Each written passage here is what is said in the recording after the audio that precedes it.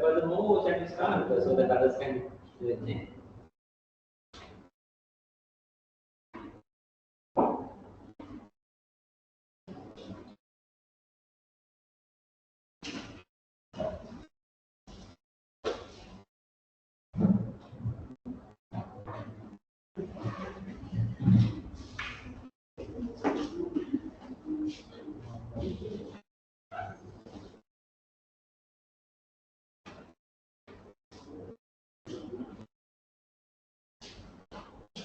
We have the handout of the possibilities have the other day.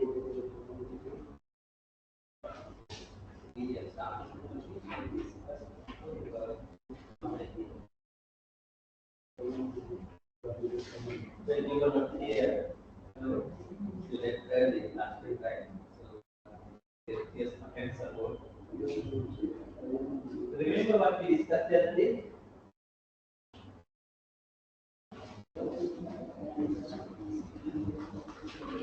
How many days we have for the probably 2, 3, 2. Then we have scheduled your exams. 15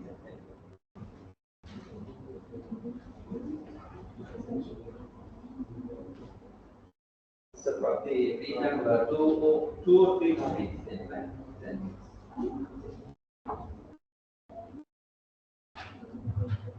Good morning.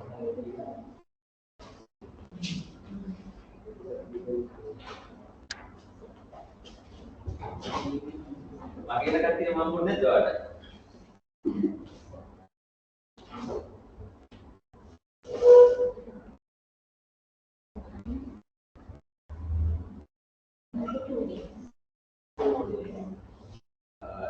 Including today's lecture, no. Including today's training. Let's try to complete at least 2 more topics. Now, what do you feel like when you complete different topics or each topic? You feel like you get more content to read and study for the exam? You don't have it, you don't like it. But especially in a subject like this, operations management, these concepts, these techniques, this understanding is required. Any manager at any level. So try to, if possible, like I don't know whether I can help you in that regard, but try to learn some techniques, learn some methods, tips to make your life easy, to make your role as managers easy and productive. That is the purpose of operations management. As I don't know whether you have realized it, so that is the purpose of operations management. Good morning to all of you. Right. So far we have covered several topics on operations management, so that you should have an idea. So we talk about how operations can be performed in a more efficient, more effective manner.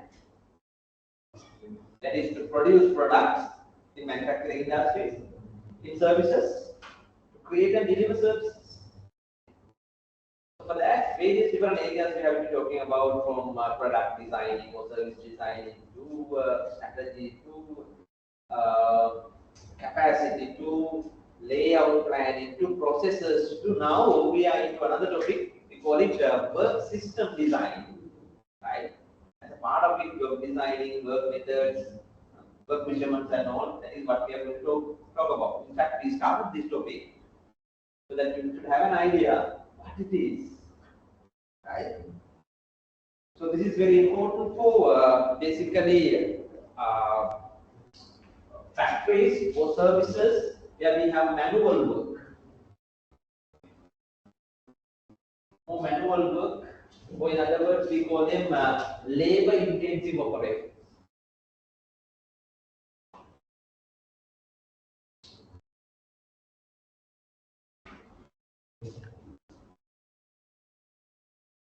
What do you mean by labor intensive operations? The activities, processes managed or handled through workforce. Right? So Work system design is all about how their work and work-related content should be arranged. Who should be responsible for this? Labor themselves or workers themselves? No, managers responsible. In this case, operations managers plus the relevant technology experts in that field, engineering background, industrial engineers, so whatever the engineering field, and technical staff, plus there is an expert group here, we call them, hello, who can help firms with designing their work system. Industry experts, yes, plus subject experts are there, we call them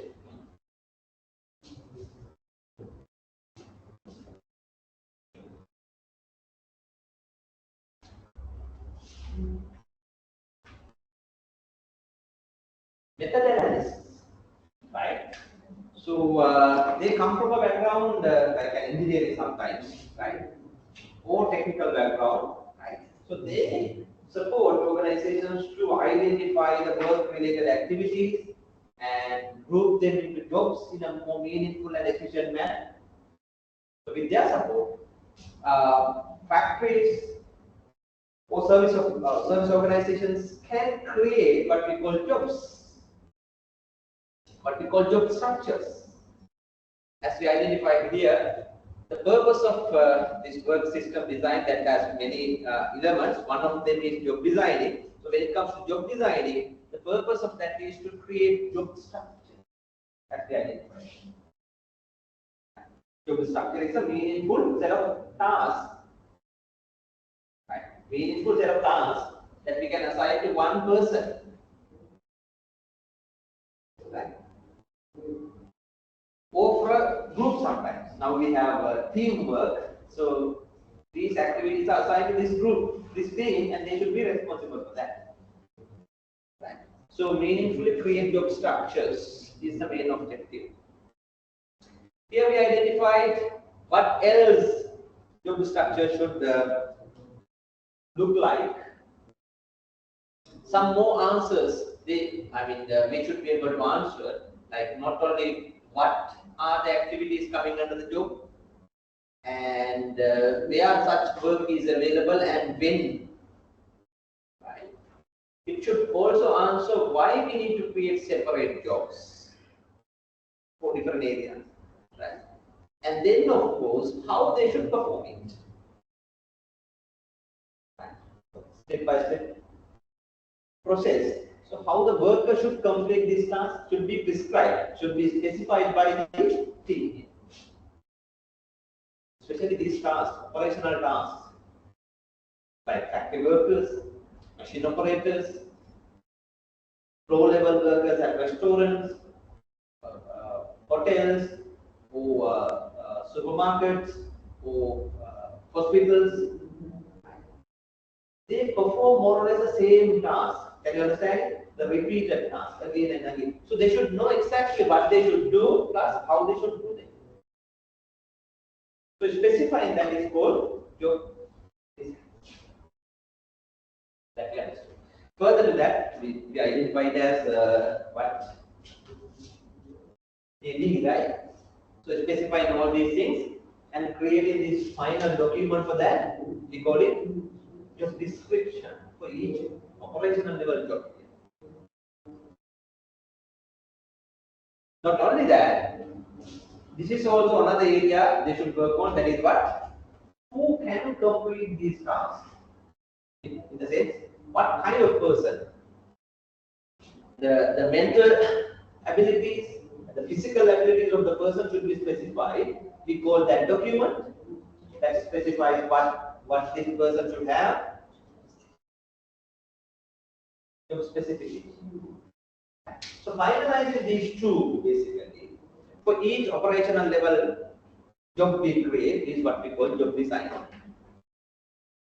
Right? Simply, HR managers can't do that.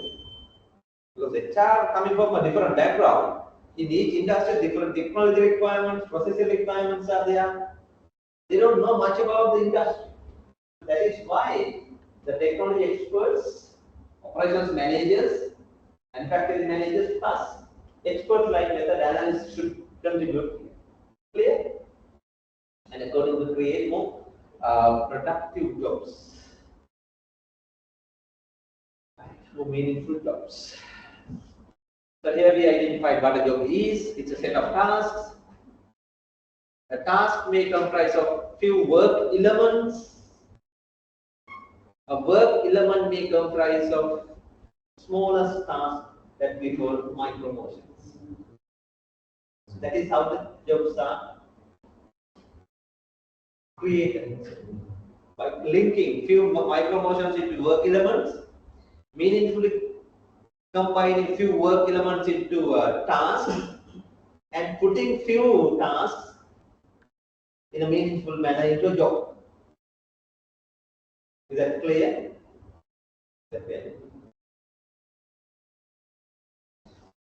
So you all may be working as you explained me the other day, maybe trainee auditors, and then executives, assistant managers, right? So likewise. So at your level even, you may be completing different operational level tasks, audit firms, or any other organization. So you, I mean, whether you know or whether you know it or unknowingly, you're having a set of tasks to do that is specified by the company. Are you happy about the job content? What you're supposed to do in your job? So just think for a while. What part of what elements of your jobs that satisfies you? Anyway, whether you satisfy or not, it doesn't matter. You have to perform. That is what you do. That is what most of us do. Right? So partly that is the responsibility of managers. Create what? More meaningful, more satisfying jobs. Now that is the concern, but from the organization side, from the scientific management era to date, the main focus when creating operational level jobs is this. So jobs are created with this perspective mostly. Operational level jobs are designed considering what?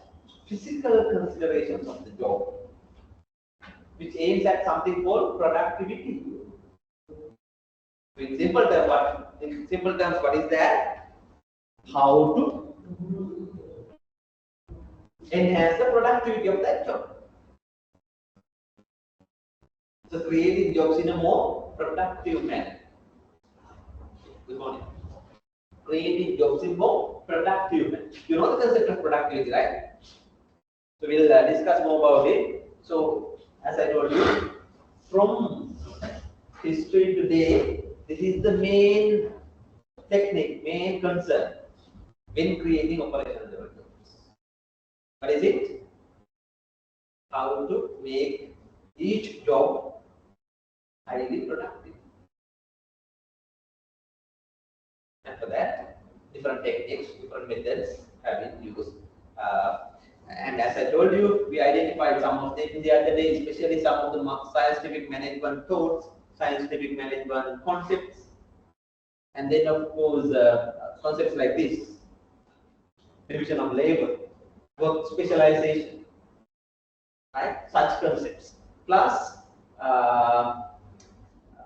there was techniques like scientific management, scientific method, and more importantly, there are techniques like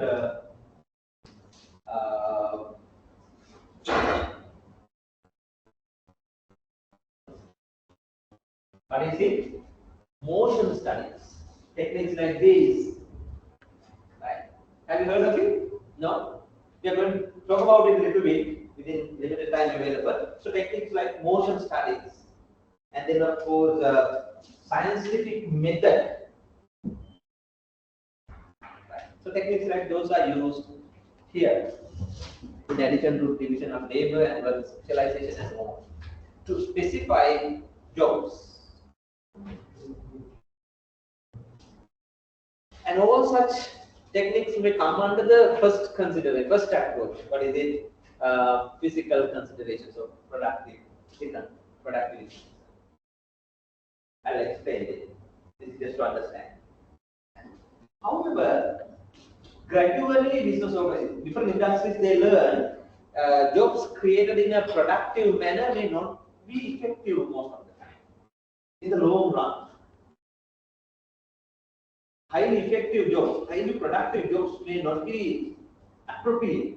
Various different reasons they realize, and gradually they learn jobs should be not only productive but also satisfying the job holder, the person who is handling the work. They gradually learn.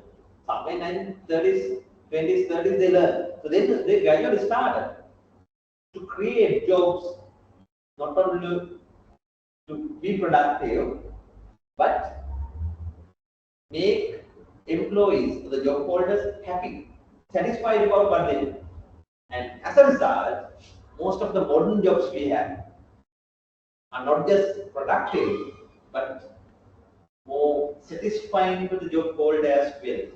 That is something that have been changed. That approach is called behavioral approach. That aims at how to create jobs in a more how to create jobs that satisfies the job holder. Because they believe when employees are satisfied about what they do, they engage more with the work and they are productivity not only short term but in the long run. That is it.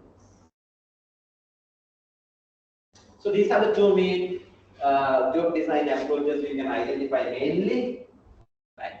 So some of the techniques like behavioral approaches, right? So that is one main thing to one main approach to design jobs, and specify other things related to job, like allocate work times, and then design a work environment and all. But basically, behavioral approaches are used for creating jobs. For a period of time, there are some other concepts, other approaches that have also contributed, like team approach. That became popular in 1970s and 80s. This is very simple, I will explain it. Right? Team approach for the job design. What could be the meaning here? We'll discuss later, but for the time being, team approach for job design.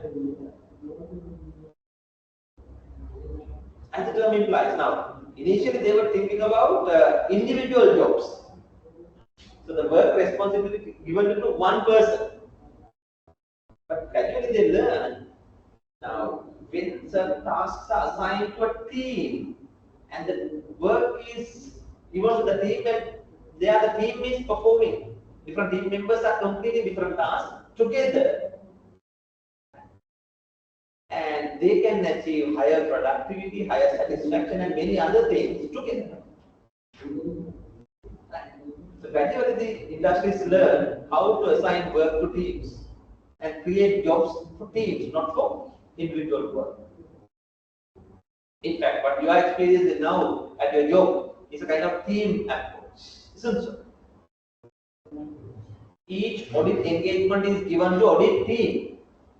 There you decide with the manager or with the what you call it, audit manager or let's say audit supervisor and his or her team.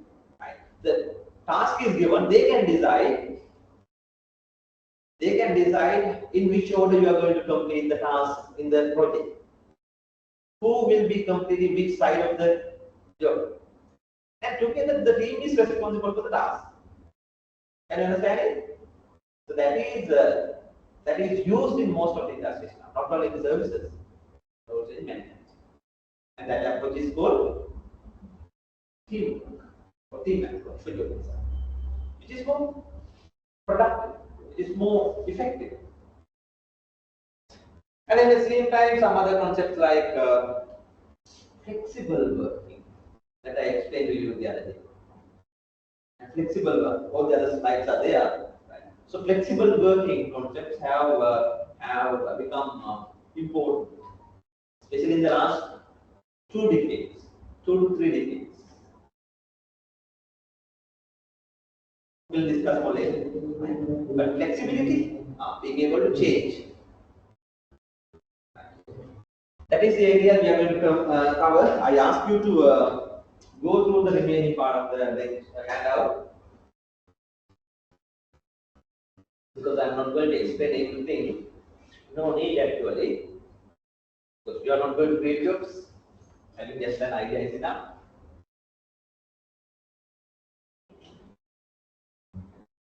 So let's quickly select some of these techniques or approaches and discuss quickly.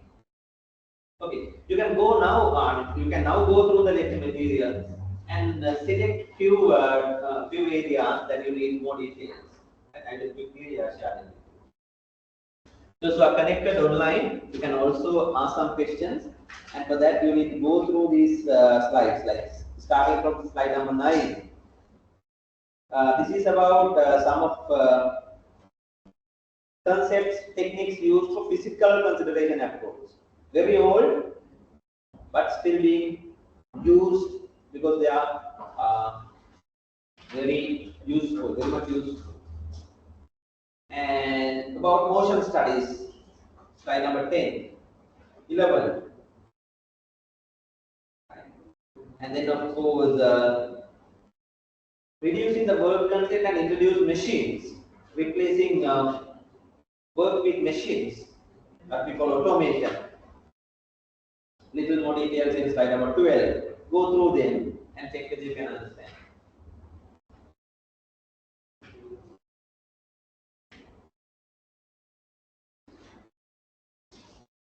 These techniques, these concepts are more relevant for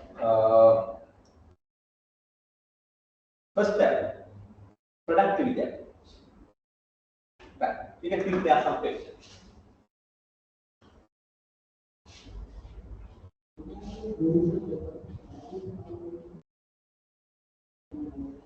Anything you want to know about them?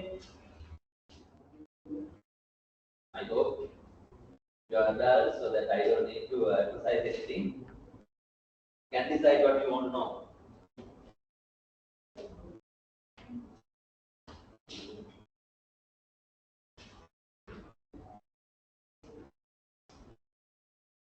So feel free to ask some questions.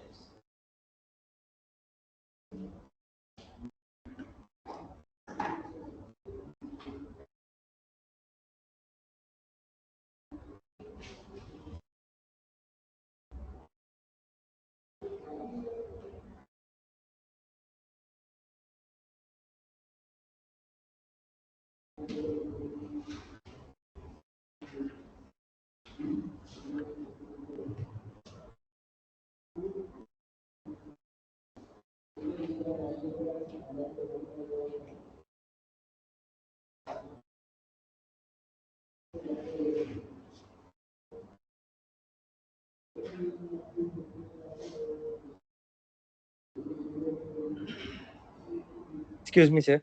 Yes, please. Sir, what is mean by behavioral approach? Can you repeat the question, please? What is mean by behavioral approach? Behavioral approach. Behavioral approach. Oh, behavioral considerations here. Is that? Yeah, that one, sir. Yeah. Okay.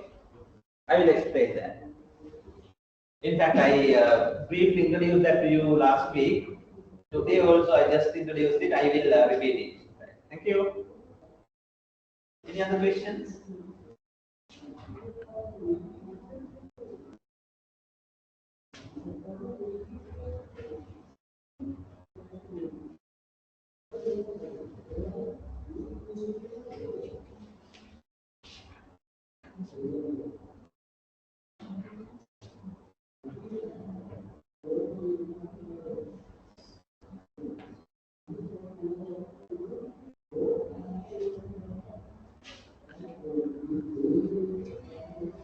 Any questions?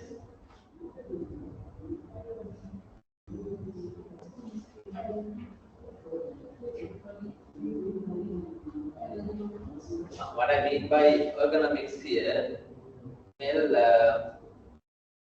I'm not going to mean anything, but that's the one main technique, one main method. Again, used basically for creating jobs, and more than that, arranging the work environment in a more efficient manner, right? I think I introduced you this idea the other day, but since you are not here, ergonomics, right? That is a branch of science, studying, right? A scientific way of designing tools, equipments, and other machines. Designing tools, equipments, and machines to make them fit with the job holders' requirement. Like job holders' requirement. Now, for example, say now, uh, in terms of physical capacity, physical abilities, each individual is different. Yeah, weight is different, height is different, yeah, muscle power is different, right? So different workers have different capacities. So designing tools and equipments and machines to fit with their requirements is what we call the ergonomics, right? And thereby they try to make each job more efficient. So that is the simple idea. Right? Say for an example now, when you sit on a normal chair for a very long time, you feel uncomfortable, physically fatigued, like pains. But when you sit on a chair designed according to the ergonomics findings, like it has the appropriate height that can be adjusted to the requirement of the person, and then to hand resting, what we call hands, right? So that can be adjusted, and then of course the back support at the appropriate place. So they study the human structure, body structure, and they customize the product to match with the individual requirements. Very interesting area of science that designs more attractive new machines, new tools, new designs, and thereby make the workplace more efficient. So it could be office, it could be factories for service areas, right? So now the main concept is ergonomics, so that users like machine operators and others, they can maximally utilize the machine with more with less efforts. Very simple example, I would say. Now, when you climb up a staircase, right? You may have experience sometimes. Certain staircases, especially the step of the height of a step. When you climb up some steps, you feel like very fatigued within short time period. Whereas when the height is just right, with minimum efforts, you can climb up many steps. Have you experienced that? So likewise, they study what is the most appropriate standard height of a step to make the effort less to climb. Ergonomics. So like very simple example. Designing, let's say, a simple product like this, slide mover, in a way that it can hold the grip and the weight is very less, and then in a way that it can be used more effective manner.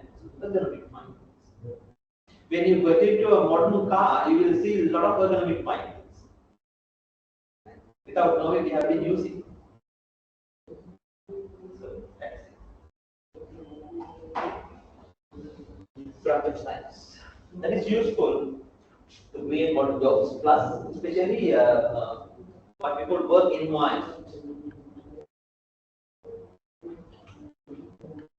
Right. Any techniques, anything that you want to know about productivity approach? Now you know the meaning of productivity. So the ratio between output and input. Now in this case, what productivity that we are interested in, that we are considering? Mostly,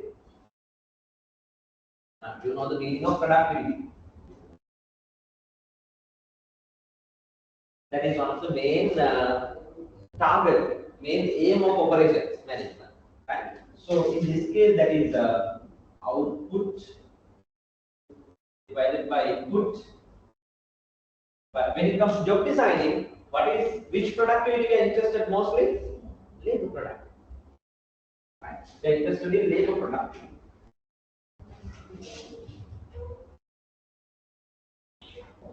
Labor productivity. So maximum output, that is that comes as the output,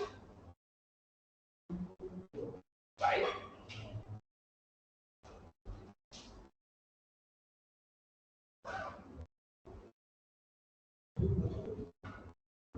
Total labor hours or labor cost, whatever we use it, and let's say labor hours. So per labor hour output that we try to maximize.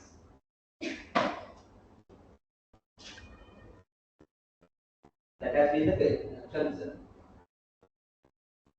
In simple terms, produce more as much as possible within shortest time possible.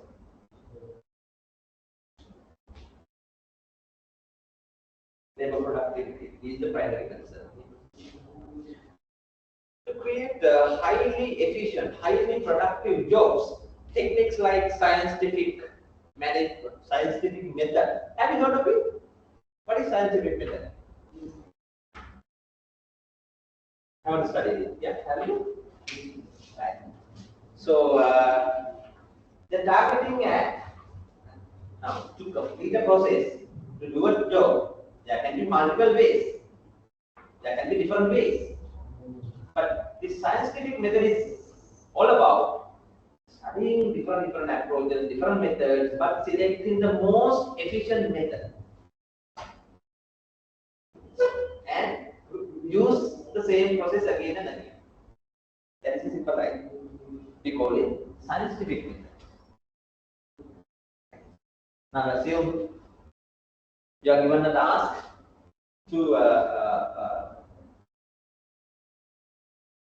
let me make it very simple now. You are given a task to take this chair from the second floor to the ground floor, let's say.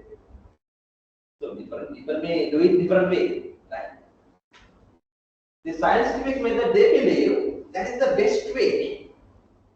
That is the best way to do it. How they measure the best? Depending on the productivity. Within the productivity. And for that, especially during scientific management era, they use different concepts, especially like motion studies. Have you heard of it? That's still being used in both factories and service operations. Right? This is a technique introduced by Gilbreth, both Frank Gilbreth and Lillian Gilbreth. It's all about studying the job performed by the worker or the team.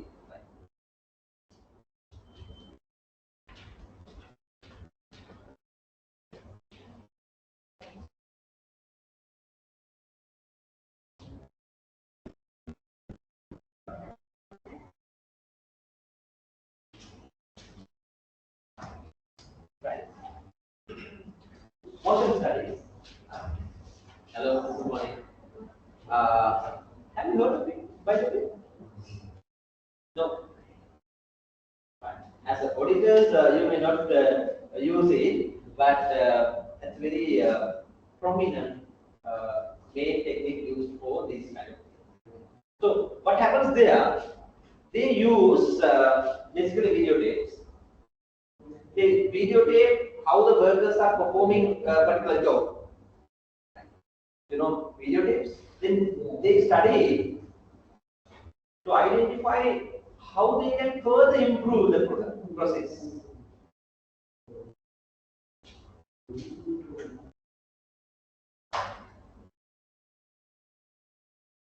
And propose a better way, what they call the best way or the scientific way to do the task.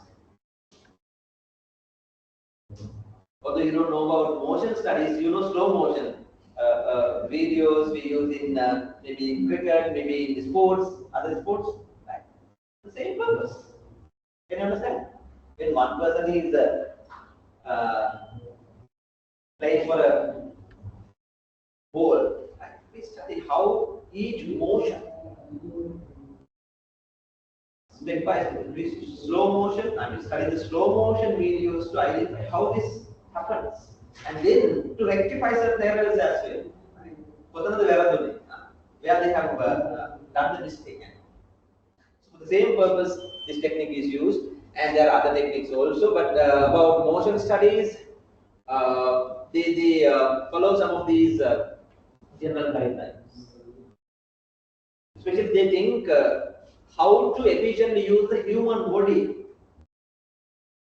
and then of course how to arrange the workplace in a more efficient manner, plus how to use tools and equipment in the most efficient manner, and thereby make their jobs more efficient, more productive. That's the way. And for that, these techniques are used. Using more simplified work, use both hands, right? Hand, arm motions, right? Coordinated arms, both hands. That's very important, right? Rather than just doing one hand, coordinated. Employ full extent of physical capabilities, and for that they study something called conserve energy. Conserve energy, that is for long term, and that is to work for long term. And for that, use machines, minimize distances to travel, and use conceptual use momentum, and they can then perform the task with minimum efforts. So likewise, those are very interesting points. If you are interested, just find it more details. And for this conserve energy, there is this area they do what they call work physiology. In the previous slide, slide number 9, they use the main principles and other techniques introduced in work physiology. You know, now body structures are different. The capacities or the capabilities of muscles are different. So this area, work physiology, studies how we can perform a task with minimum efforts in a scientific manner. Now you may have seen people carry a lot of weights. They use some techniques to carry a big weight to a long distance. Right? So they use some techniques without knowing, but these are work physiology concepts. Right? Have you seen? Right? Person carrying other. So how he has designed the tool and the equipment they use, balanced, and how they manage the weight, and when walking, how the person is walking, right? So everything to do it for a long time, right? So these are exactly matching with the main concepts of work physiology. They study how to arrange the work content in a work rest cycles. For work we need energy. When we rest, we can conserve energy. So how to arrange the work content as a work rest cycles, right? So that you can perform longer, because these are physical jobs. Can you understand it? So how to do that? Interesting. If you're interested, find it more details about it. And other things. Make the tasks simple, tasks that can complete with minimal eye contact. You may have seen some machine operators, by looking at somewhere else, they can perform the task because the tasks are more simple and simplified for that purpose. And then more efficient. They can complete with minimal muscular efforts, muscular efforts, no unnecessary motions, no unnecessary delays or idleness, so that full time is used for the operation. So these are principles or guidelines for these motion studies, because the purpose of motion studies, can you understand for what purpose they do it? They videotape the workers and they use motion studies for what? Propose them the best method. So these are the guidelines for that.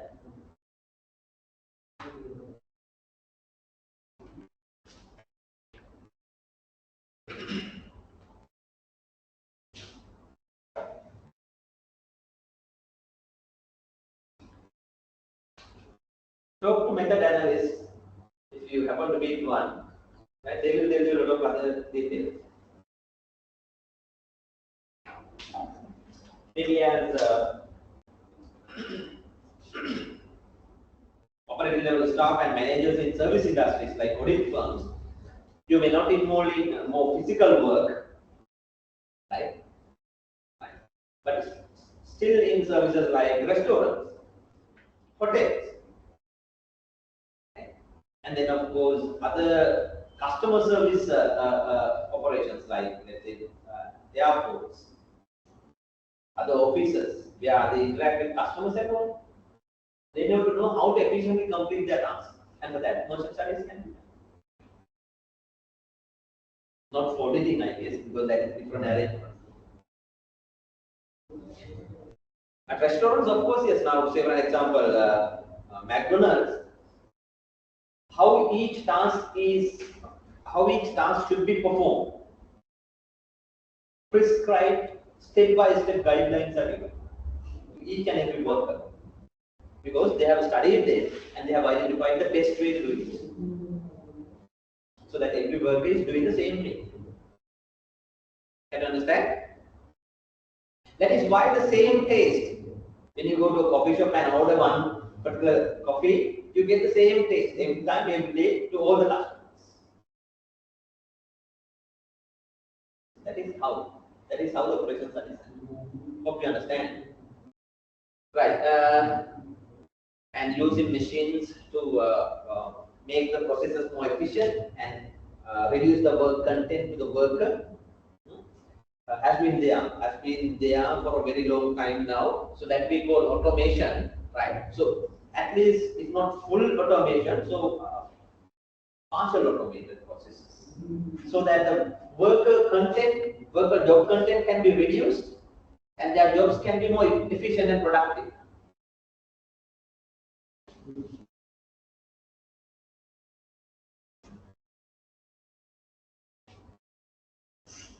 So that is,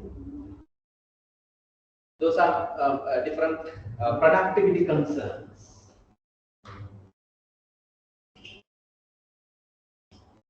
Do you think, or can you understand the importance of productivity concern when it comes to operating level jobs? Can you understand? Because these are repeated jobs. You go to a garment factory to see how at the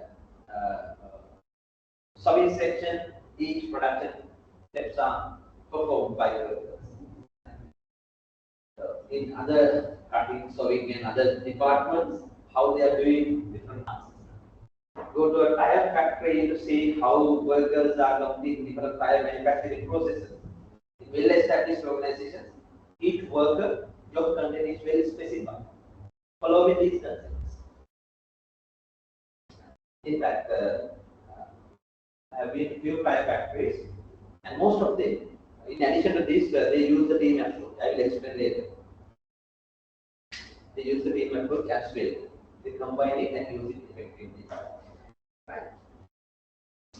Shall we move to the next approach quickly? There was a question asking what is behavioral approach and what are the techniques there. Or do you have any questions about productivity concern or things like that? I mean, do you think these productive, highly efficient jobs are, I think you can understand how effective they are. They're very useful. Right? Say for an example here, slide number 14, it gives you some advantages of such highly efficient jobs, highly specialized jobs. This is for managers. What are the main advantages when they create jobs with more specialization, high specialization? There are many advantages, like since they create jobs following these two concepts: division of labor and labor. Good morning.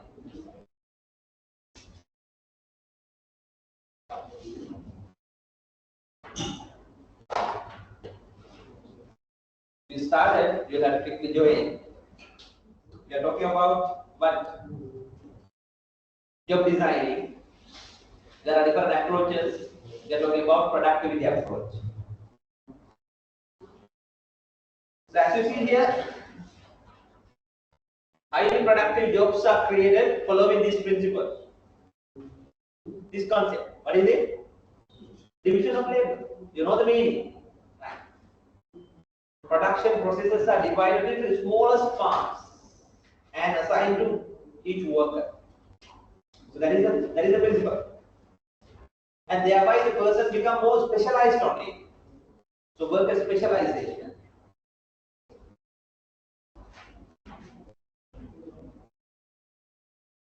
Worker specialization is the target. So that the jobs become more productive. Now, these highly specialized jobs, they bring some advantages to the management, like these. Can you understand it? Now, higher productivity, of course. And then, readily available labor. That means, now, each person is doing a very simple task, repeated same task. So that if one person is not there, another person can be replaced easily. Readily available labor. And then of course the minimum training required. One person is doing small tasks so that they can train the workers faster, quickly and use for the task. And then of course wages or the wage costs are also reasonable, not so high, because they are paid for what they produce. So those advantages are there for the management. Meantime, there are advantages for employees as well, as you see in slide number 15, some of them. So, can you understand? Workers are also happy because they have minimum responsibility.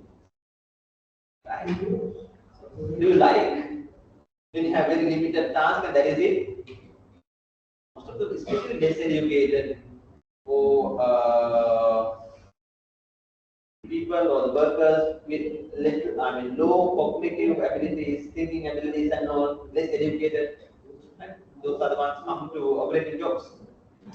They're happy to have limited responsibility. Unlike you all need more work, more responsibilities to be happy, isn't so? So anyway, minimum responsibilities make them more relieved, more less pressurized. And then minimum mental effort needed because nothing to learn as new things, the same repeated process. So that most of the workers have minimum credentials are required, qualifications, training, minimum. They can quickly join such organizations. They can also earn reasonable wages because they are paid for what they produce. More work and more output you create, more wage you get. So they have it. But at the same time, there are certain disadvantages also, especially from employees side, then also for management aspect. Have you thought of it? Have you thought of it? When the job content is more specialized, repeated, every day the same task, what are the issues with the employees? Some disadvantages. Do you agree? One of the main points is this: boring. Because the work is repetitive every day, the same thing again and again and again, not for few weeks, not for few months, for a very long time. So they don't happy. I mean, they're not happy about the both content. They are very boring. So less satisfied, less frustrated with the job. Are you also same? I don't think so because your job content is a little different. If you happen to do a repetitive job, you will see how boring that is. I go. And then other issues. A little growth opportunity, little control over what you are supposed to do. You don't feel like you do a meaningful job. And then a little room for your initiatives and little intrinsic satisfaction due to all these reasons. They're not happy about what they're supposed to. They may be happy about the salary, but not about the work content. Are you happy? Hello? Are you happy about the work content you do? So that's really great because having a satisfied job is very important. Right. These are for employees, but for the managers also, with specialized jobs, there are certain issues. Some of them are listed here. Check whether you can understand.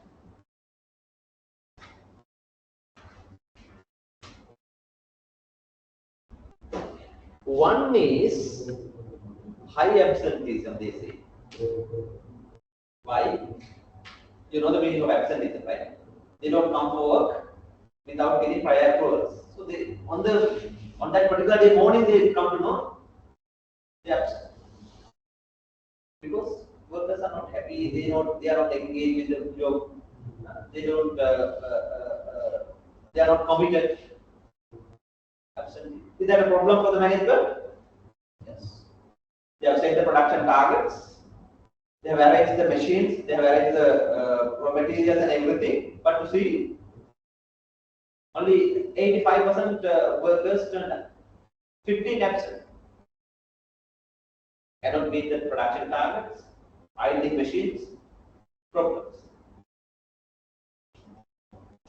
High turnover rates. Employees are disappointed, they leave the company. Every day, every week, every month. So they will have to recruit more, train more, see then some portion of existing workers are leaving. Problematic. High scrap rates, low quality.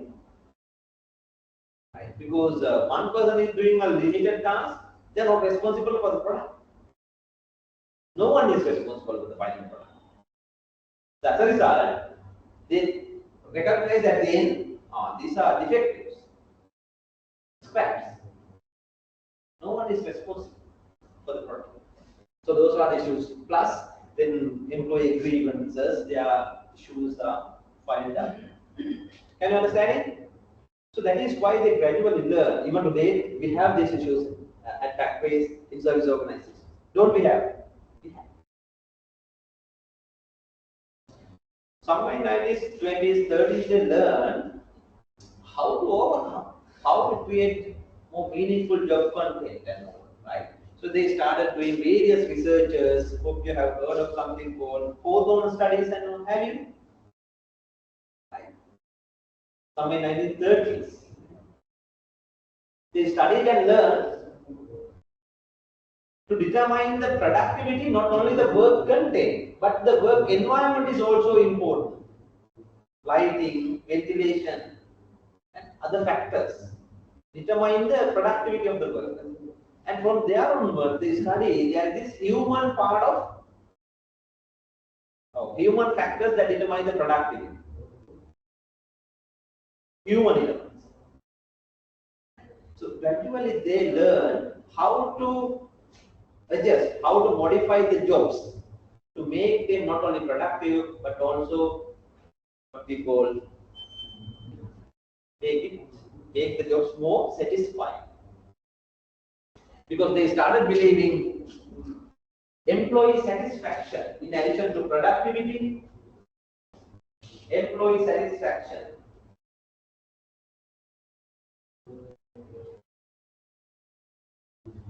about what? About the job content, about the job they are doing. This is very important. When only they are satisfied, they engage more with the work. They are more committed there. They will give their fullest contribution. To get that, how to create jobs that are satisfying to workers. It's very important. If you are satisfied about your job now, that could be due to you have designed your job in a way like that. If you are not satisfied, you may still having jobs like, oh, sometimes with less focus. So there was a question like what behavioral approach is, behavioral consideration. In simple terms, that's where we think how to create jobs to satisfy the job holders' requirements while meeting the productivity and other technical requirements. This is important. But in addition to that, in productive or behavioral approach, they consider this as well. And for that, they have different concepts like this, like now specialization is important, but to what extent that should be there? To moderate level, not to a very high level, not to create very low specialization, moderate level. Specialization. Repeat a task to some extent, not highly efficient. And other concepts, especially like you may have heard of them, job enlargement and job rotation is used. And in the same time, right, they propose and they started using this approach as well. I mean, later this is known as what? Job enrichment. And thereby reduce the boredom in one way and relieve employees and then satisfy them. You know the meaning of job rotation, right? What is it? Job rotation. The operating level workers may assign to different work. Hello? Have you heard of it? Yeah. And thereby break the repetitive nature of their work.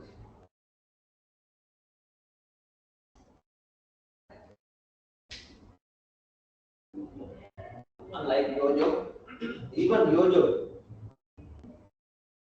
different tasks, if you are supposed to do the same thing like checking certain vouchers, every engagement you get that part of it.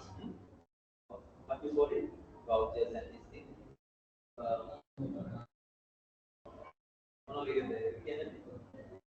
Verifying.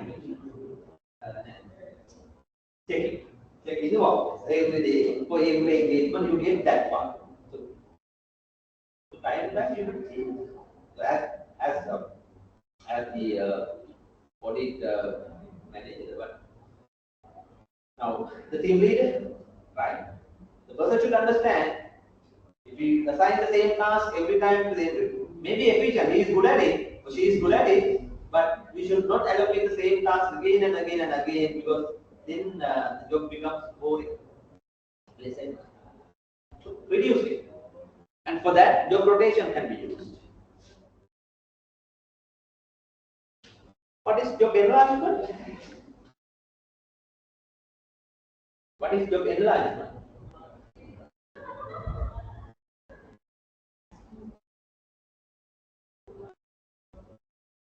Okay, adding more for that jobs, adding more tasks, right?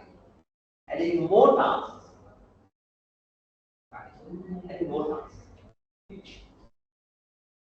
You can see some, then here, job enlargement. We call it horizontal expansion. Horizontal expansion. Similar type more tasks are assigned to the worker. That means now worker is having more work to do.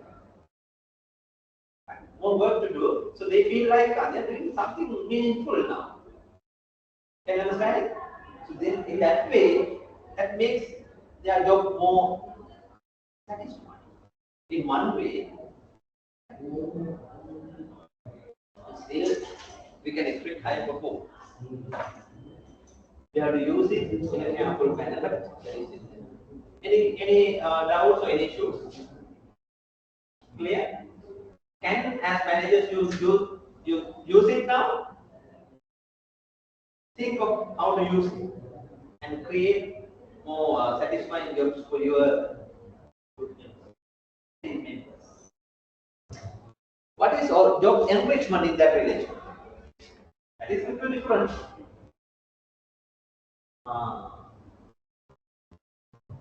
And more responsibility, and prior that, in job enlargement, adding similar type jobs, similar type tasks, whereas job enrichment is all about adding some additional tasks that goes beyond their usual level. It is also important. Now, as you see it here, job enlargement in slide number 17, adding more similar types tasks, whereas job enrichment is all about giving more tasks with increased responsibility, more autonomy, and little more decision making also. So they feel like they have now more freedom in what they do. Whatever we do, what is the target? Reduce the boredom, keep the productivity, and then ensure they are satisfied with what they do. So for that.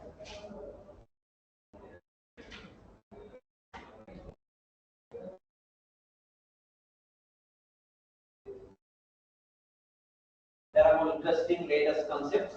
So find a little more details that will be useful for you as managers, because you as managers need to create job content for your fellow members.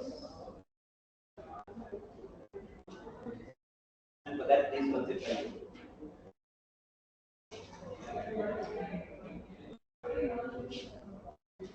Any big questions? Now, was that Irfan or someone else connected to the online asked that question? Is that clear what we mean by behavioral consideration?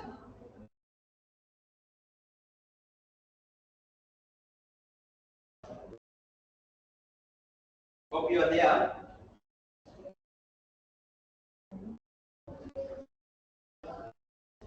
Right. Coming to yeah. Was that clear? Yeah, clear, sir. Then I'm not going to explain in detail, but this is also very old technique, right? Old concept, but still being used. This is called socio-technical system, a framework to create more meaningful jobs.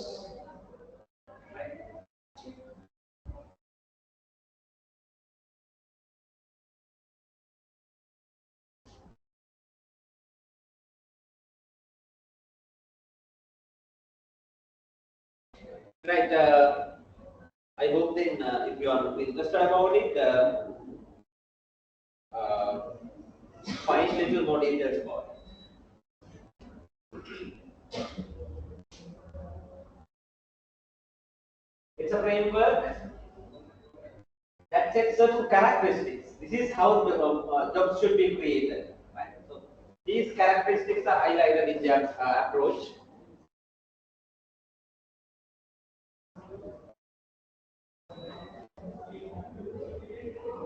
What is the problem?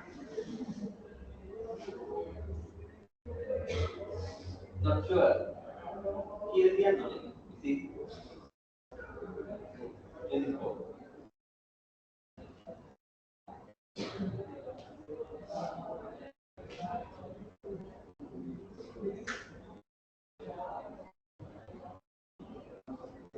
right. According to this framework, these are the main characteristics they should ensure in their jobs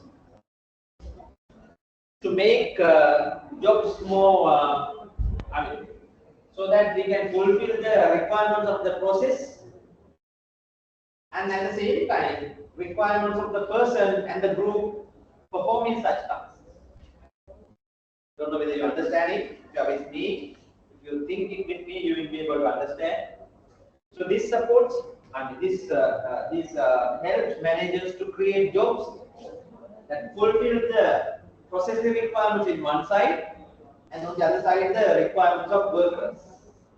And for that, jobs should have these characteristics. Task variety, different tasks. Skill variety. The worker should be able to use multiple skills, not only physical skills, thinking, decision making, interactions, social skills. More skills you can use, work is said.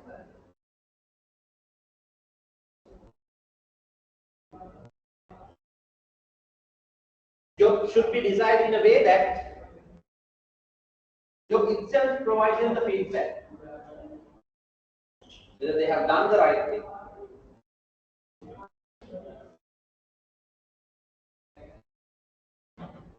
Likewise.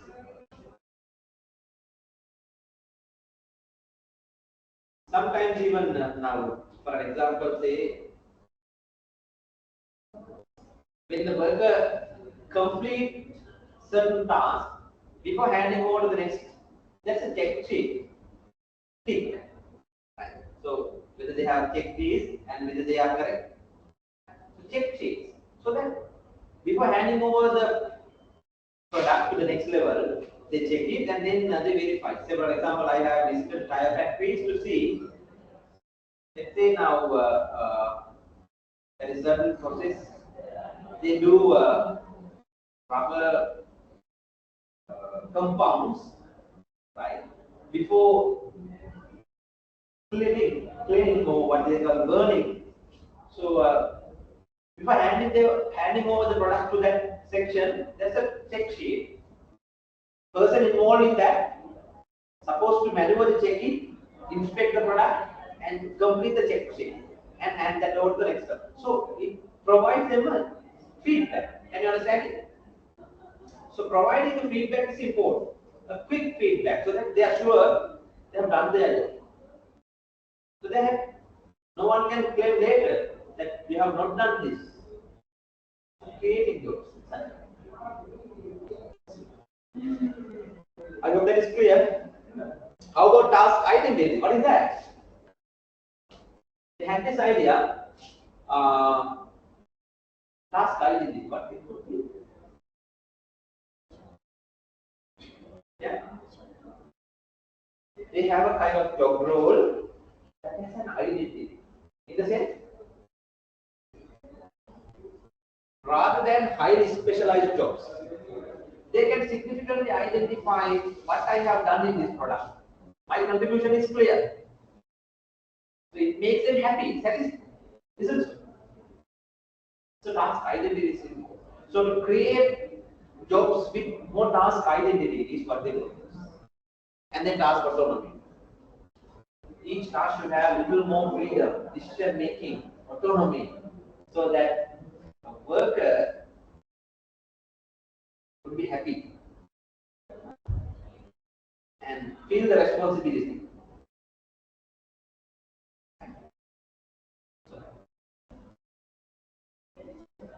Why I am explaining all these things?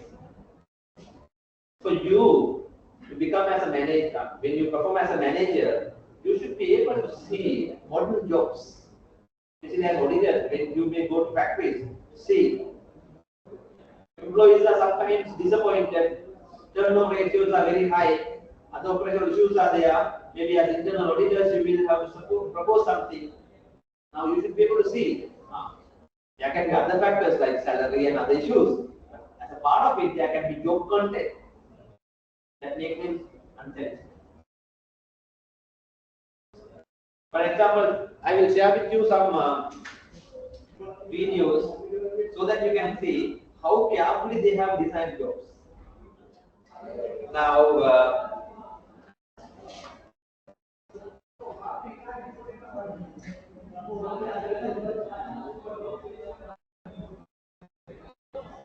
we have watched several videos on Toyota production. Right? Now, these are few examples. Right? Now, in these production processes, initial steps are automated processes. Initial steps are automated processes, and somewhere in the assembling, they have manual work or semi-automated work. So workers are doing different tasks. So what to do, how they should do, in which order they should do, that's all about designing. So see, specialized jobs, but more freedom, more autonomy. And meantime, look at the work arrangement, workplace arrangement, we call it. How safe that is, how attractive that is, how clean. So those are the modern jobs. This is a factory producing products. And for that, how technology has been used.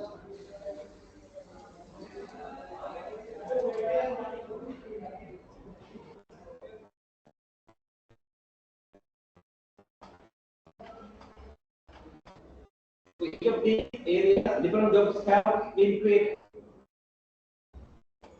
Manual work.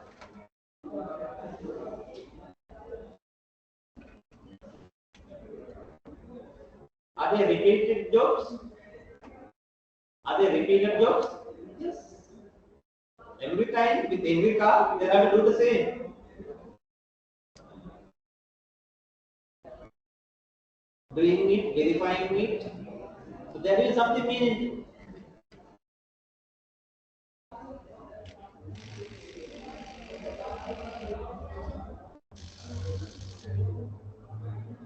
Fixing a tire. That itself is a work. Hope you can understand how important these areas for operations managers. Let me show you one more automobile industry, that is Honda. Now, most of these initial production processes are automated processes now, no manual work. But after these components are manufactured, they are sent to the assembly plant or assembly factory. There we see manual work. So the job content. These are again automatic processes, painting and all. And again at the assembly plant, you have manual work. What they are doing, how they are supposed to do, specify that job.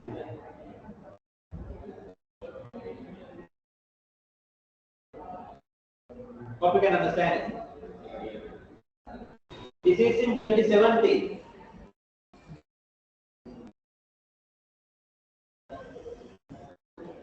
In one of the leading automobile factories, that is Honda. Let me show you one video that I taken from this movie times. Right? That was a film produced by Charlie Chaplin in 1936. And that was the period where we talk about higher productivity, division of labor, work specialization, right? And producing in large scale, scientific method of doing things, right? So he observed the life of a factory worker those days. And in his film, have you seen this? This is a factory where uh, they're producing certain steel products, I guess. See the work content of one worker here. This is not an accident. This is what they have been doing those days. See how specialized their work content is. Now this is the controller who is deciding, who is checking the speed of the process, pace, and accordingly, factory workers should work. So they control the speed here according to the factory manager's requirement or the owner's requirement. They set the speed according to that factory workers should work. Section 5, give it a limit. Expedite.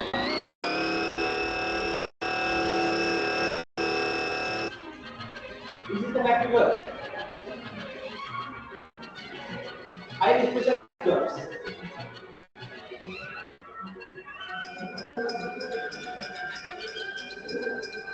Division of labor. The supervisors are pressurizing to work faster.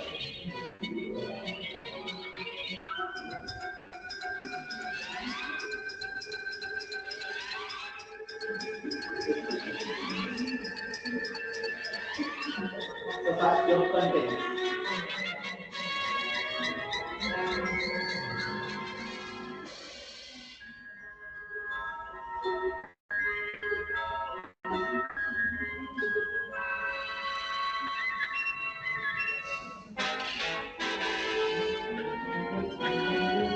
There are many meanings here, but I just highlight our content.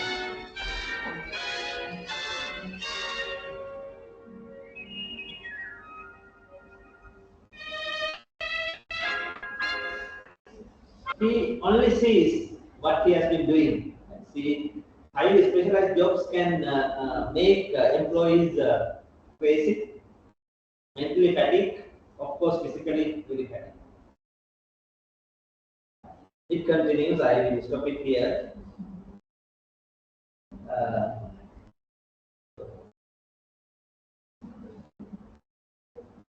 so such workers may disrupt everything, the factory and everywhere.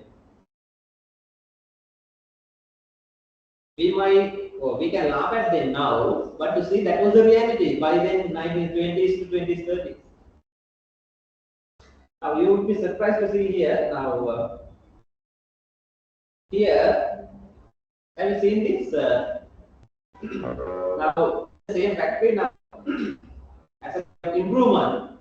Most of improvements are productivity improvements those days. Now another factory, another organization producing different machines, tools. They have designed this machine that is for feeding workers. Right? Feeding workers while they at work, so that they can reduce the lunch break. Right?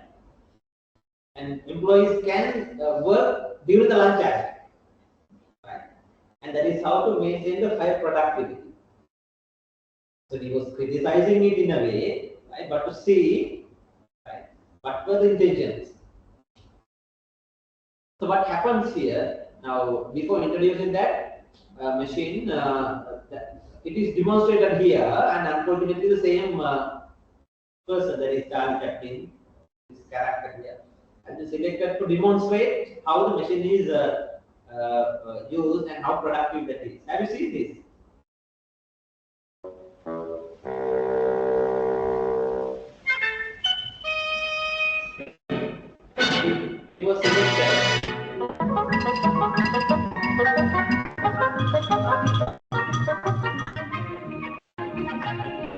is connected to the field industry.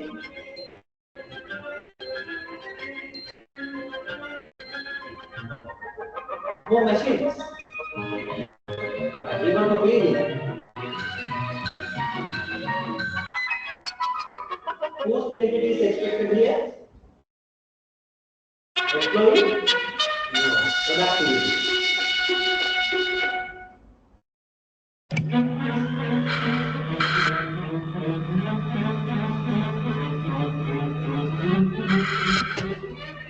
With minimum efforts in a scientific way, how to do it?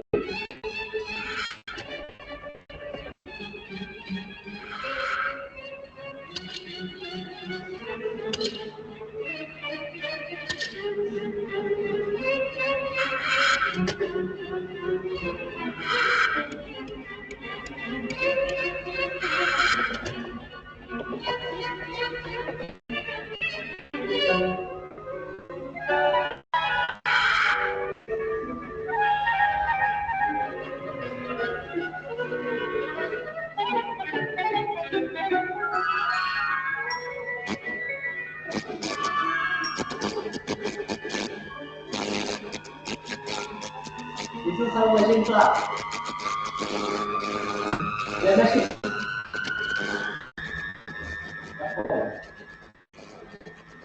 This is an experiment.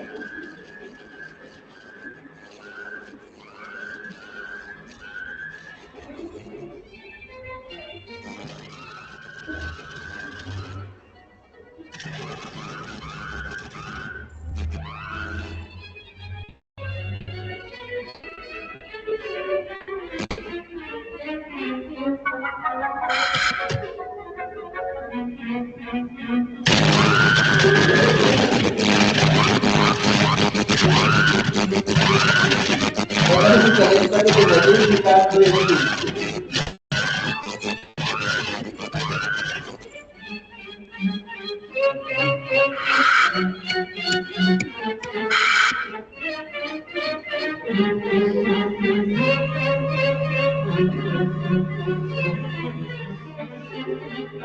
They retired it, now they're going to start with the soup again.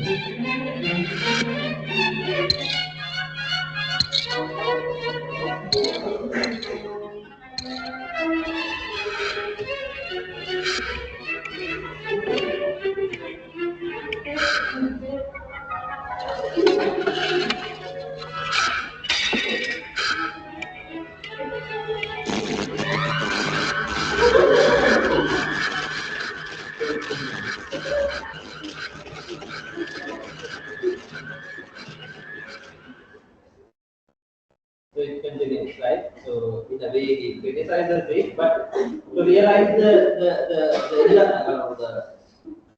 industrial work there,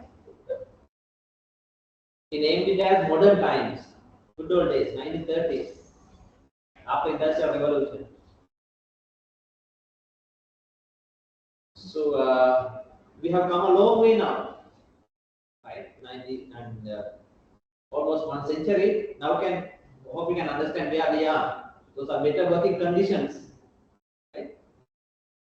So better job content and all. I will take only 10 minutes and let's go for a break after that. Now in addition, and after that. Now, because we need to quickly cover two more concepts. One is called team approach. It's simple to understand. Hello, 5 more minutes. Team approach for job designing is all about assigning the job to the team, not to individual worker. The simple reason is that these are human beings. You and me and everyone would like to work with other human beings, don't we? Yeah. So, and when we work in teams, we can expect higher productivity, higher output. So we have heard something called synergy effect. When 1 plus 1 equals 2, when two workers work together, we can produce sometimes the output of 3 sometimes. It depends, by the way. But when working in teams, 1 plus 1 plus 1 would not, the output of these 3 would not be equal to output of 3, but of 4 sometimes. Can you understand it? And for that, use this teamwork. I will say. Right? Teamwork. So this has come a long way. Now most of the jobs, operating level jobs, at factories, at service organizations, created as teams. And there can be different types of teams, problem solving teams, special purpose task forces, and then the highest level of teams we call them self-directed or self-managed teams. In an industry like audit firms, I think more or less they are using self-managed teams for completing operating level jobs. Self-managed, in the sense, the team is given the task, the team is given the responsibility. They decide what to do, how to do, and in which manner they are doing it. They are responsible for the performance. So from highly specialized jobs to this level, we call it job design continuum. So in terms of job expansion, that is increasing. In terms of self-direction, that is increasing. From specialization training, enlarged jobs, enriched jobs, and empowerment, and then self-directed. I think most of you all have experienced this plus this now in your jobs now, and that is why you are satisfied with what you do. Empowerment, you are given the freedom to decide how to do it, and then self-directed team, the team is given the direction.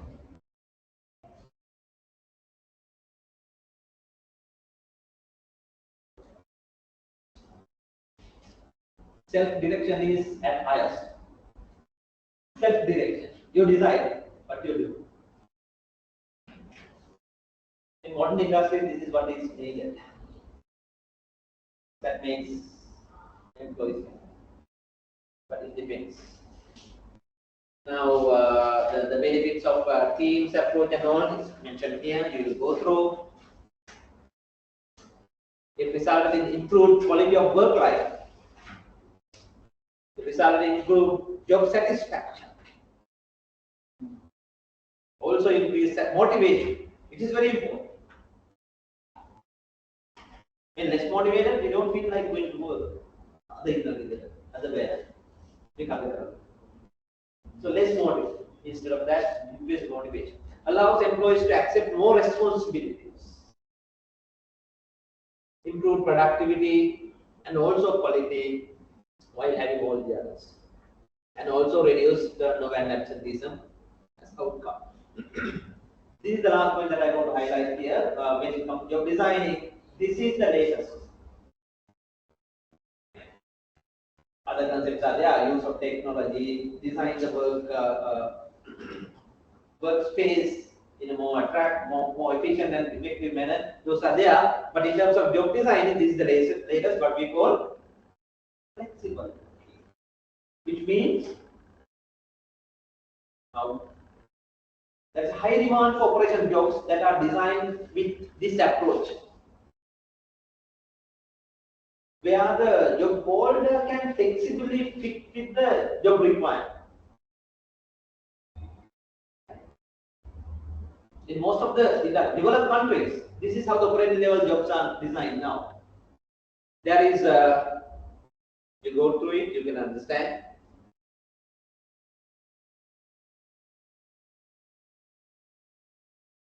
There are three aspects of flexible working that are significant in operations management here.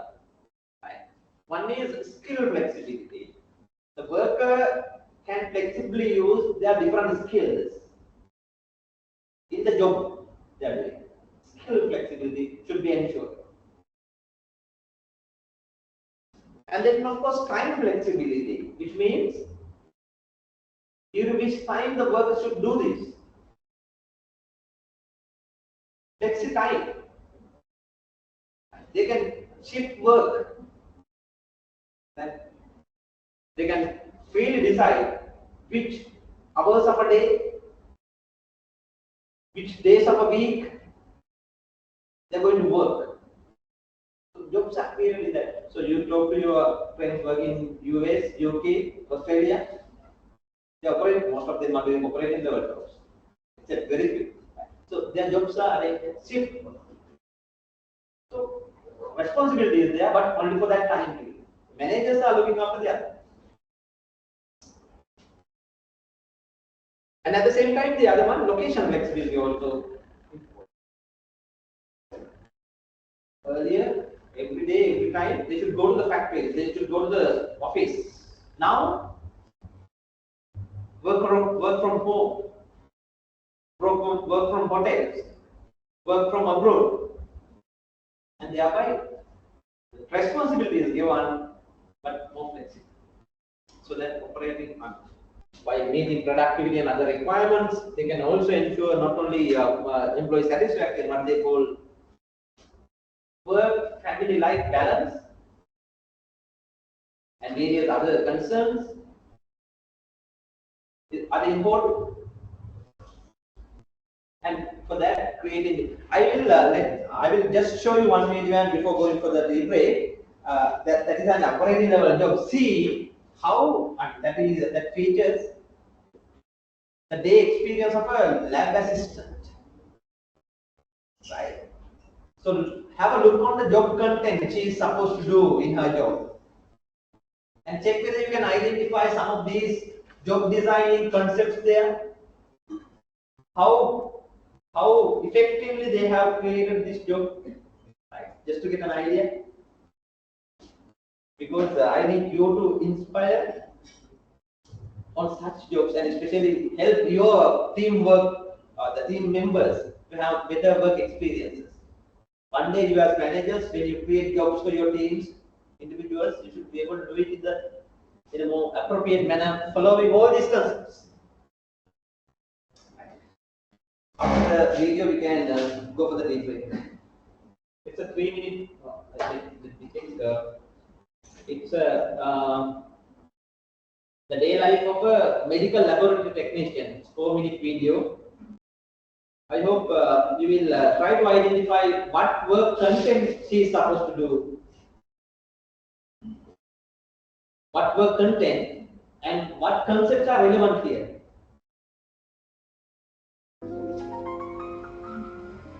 Hi guys, I'm Faiza. I work at Wellington SDL as a microbiology and molecular technician. Laboratory technicians do different testing to find out what is causing a disease or infection. We are basically like science detectives who are trying to help doctors to diagnose and choose the correct treatment for the patient. It makes me feel like I'm doing something good in this world. So microbiology is the study of microorganisms, which could be things like bacteria or fungi. Molecular is just the same thing, but we're looking for the genetic material of those microorganisms. The difference is that in microbiology, you have a sample that you can grow, and because you can grow, then you can do antibiotic testing that's suitable for that bacteria. But in molecular, you have a target, which could be a DNA and RNA, and that's what you're finding. When you're a laboratory worker, you do shift work. I do 8 a.m. until 12 p.m. and sometimes I do 1 p.m. until 10 p.m. I would look at what area I'm covering and how much samples I have in the day that I need to be finishing before I go. But you can never predict the workload. It can always change day to day and season to season. In my department, I work with 40 people. We test community and hospital samples. So we do a variety of tests on different samples, and those samples could be blood, urine, feces. We do a lot of different kinds of swabs, which could be throat swab, genital swab, wound swab, and you get a lot of different bacteria and microorganisms from all of these. Today I'm doing fecal PCR. So these are for people who have gastrointestinal problems. They could have salmonella, they could have campylobacter. So that's what we're trying to find out by doing this testing. I like how I have a variety of work because there's so many areas that I can cover. Week to week, we always get different microorganisms, which makes it more interesting. I like how in microbiology, things are colorful and every bacteria grows in different conditions. I like how sometimes it challenges you to think in a different way. I'm looking at some fecal results now. Someone analyzed it earlier, and I'm just doing a second check on it now before we finalize the result. This patient is positive for Giardia. This patient is positive for Campylobacter. This patient is positive for Shigella, and I'm happy with all of them. Perfect. That is all done. This role would suit for someone who is passionate and interested in human health, and they like thinking in a scientific way, and they're up for a challenge. It's also important to know it involves shift work, it's physical. You could be on your feet all day, and it involves a lot of sample handling. This looks like it's so many samples, but this is actually for only 7 samples, and we're on sample 27, and normally we do more than 100, so it's going to be lots of plates. To get in this job, you need a science-related bachelor, and after that you have to sit for an exam, which is a medical laboratory exam by medical council. From there, you need to work full-time for 1 year to become a registered medical laboratory technician. From being a lab technician, you can also get into research or going into different labs to expand your experience. We even have people here who are team leaders and managers, but they used to be lab technicians. Thanks, Sarah.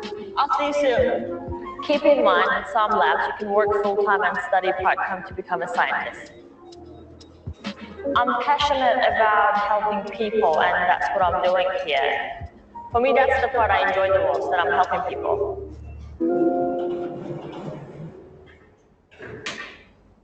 Right.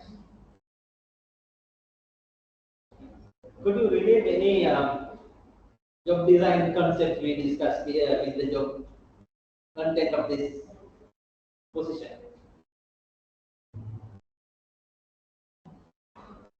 Flexibility.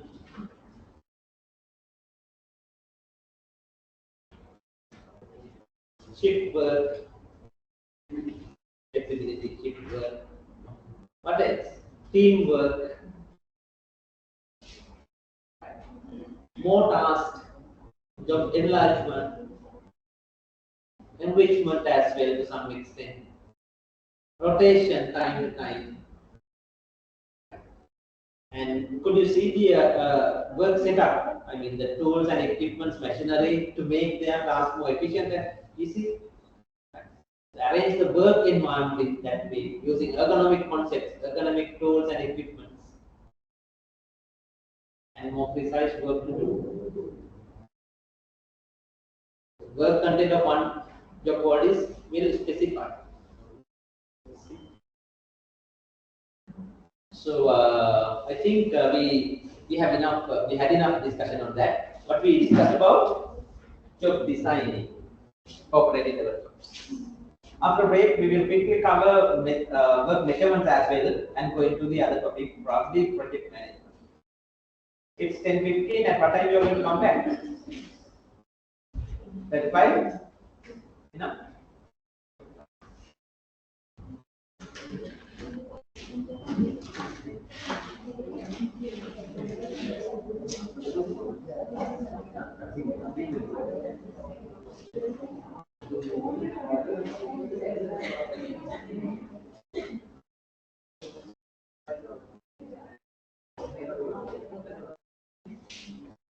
How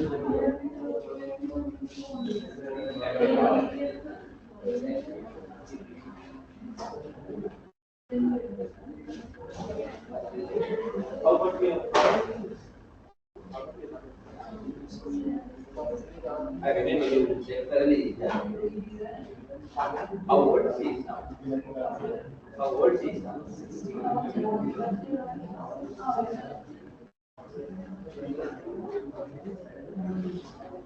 One of my parents are also very overseas. My father after the baby of my husband, he was here with me, so I know the pain.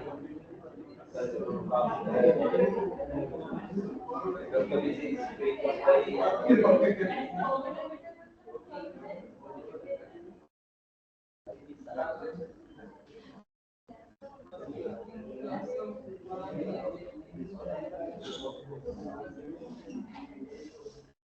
if we can have one, in the family we have siblings that here I was alone. Two sisters are there, but we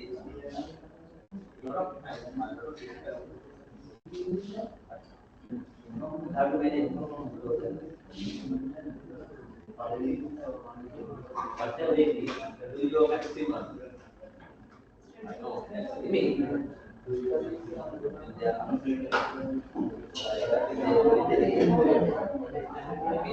would have done something. Now I feel I think my maximum, I think close to the maximum. But still, I feel like I would have done something.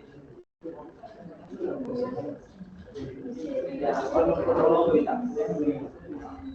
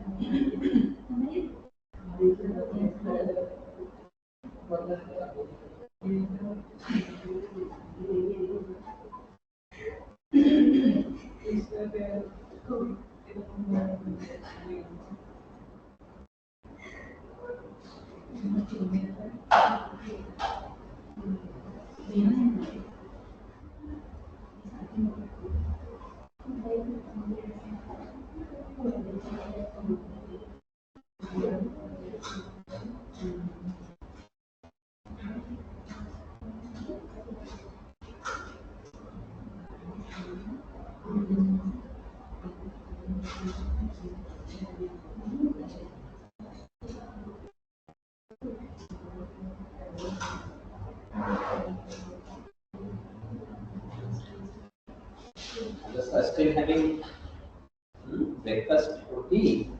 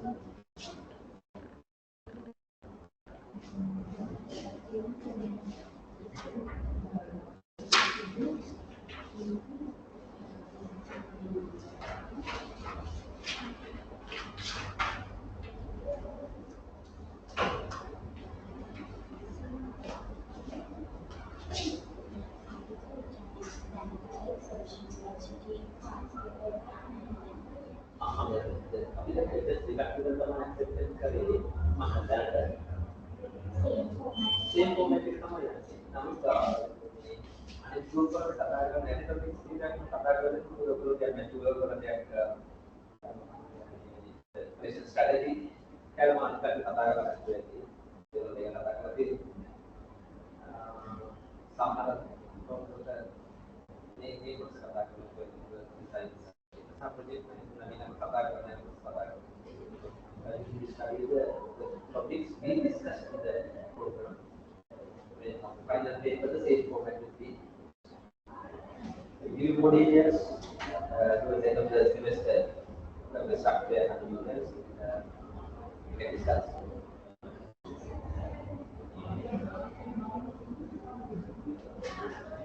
How about others? More than 30 minutes, 35 minutes. That's not nice.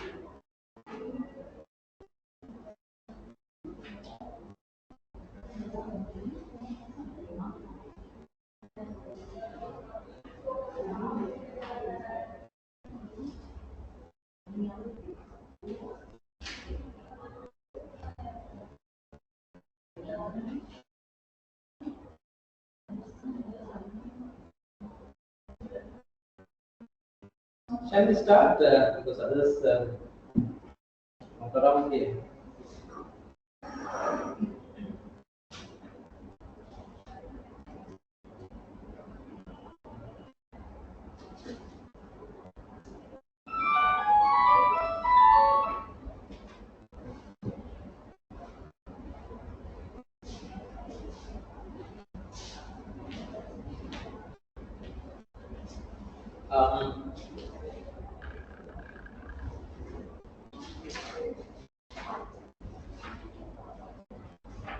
Our others are they coming? You will see this.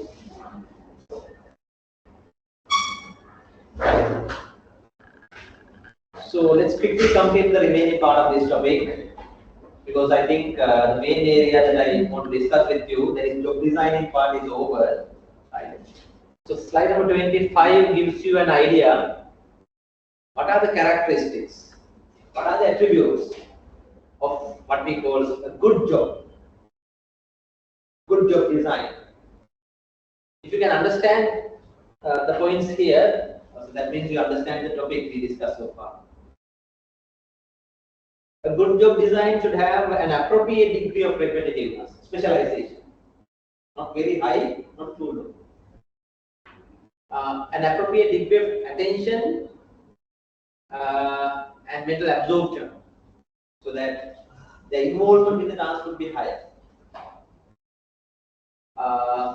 Some freedom, decision-making power, right, and some responsibility for the worker to make decisions, what they do.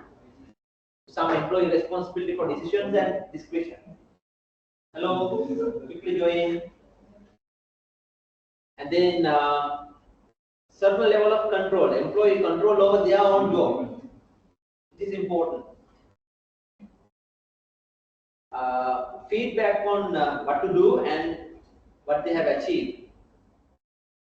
Clear instructions. This is what you should do, and upon completion, a clear idea, right? A clear feedback for them to verify what they have done. So likewise the others.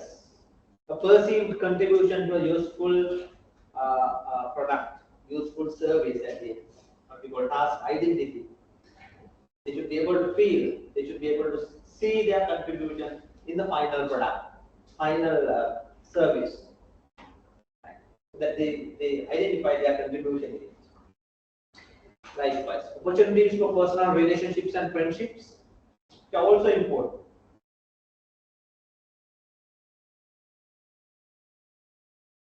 Some influence over the way work is carried out in groups and use of multiple skills and other things. So these are certain characteristics of good job designs. I hope you can understand them now clearly. So there can be simple questions like what job design in operations management context?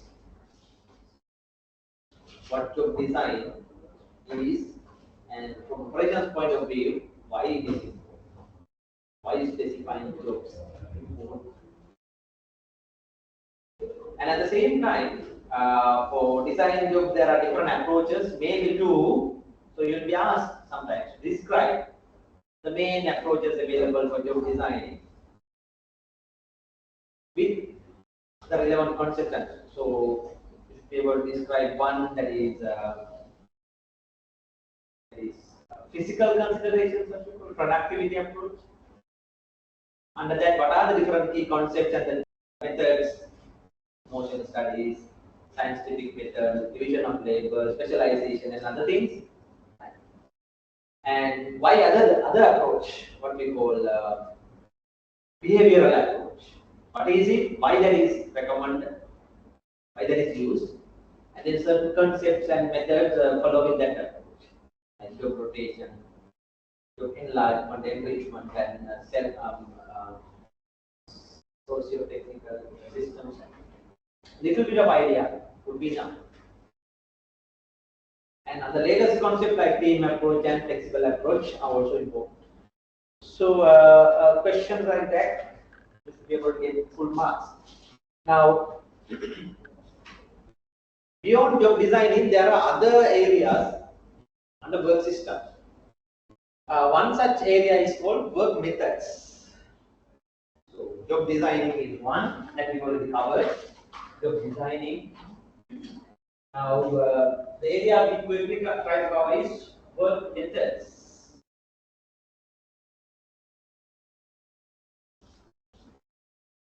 Work methods. Right. So, unlike managerial jobs or managerial responsibilities, operational jobs, right, that involves in the production process with the technology. Certain amount of machine related activities, whether that is in factory or in service operations. So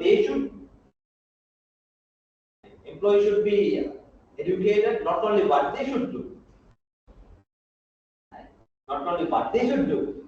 how they are supposed to do it.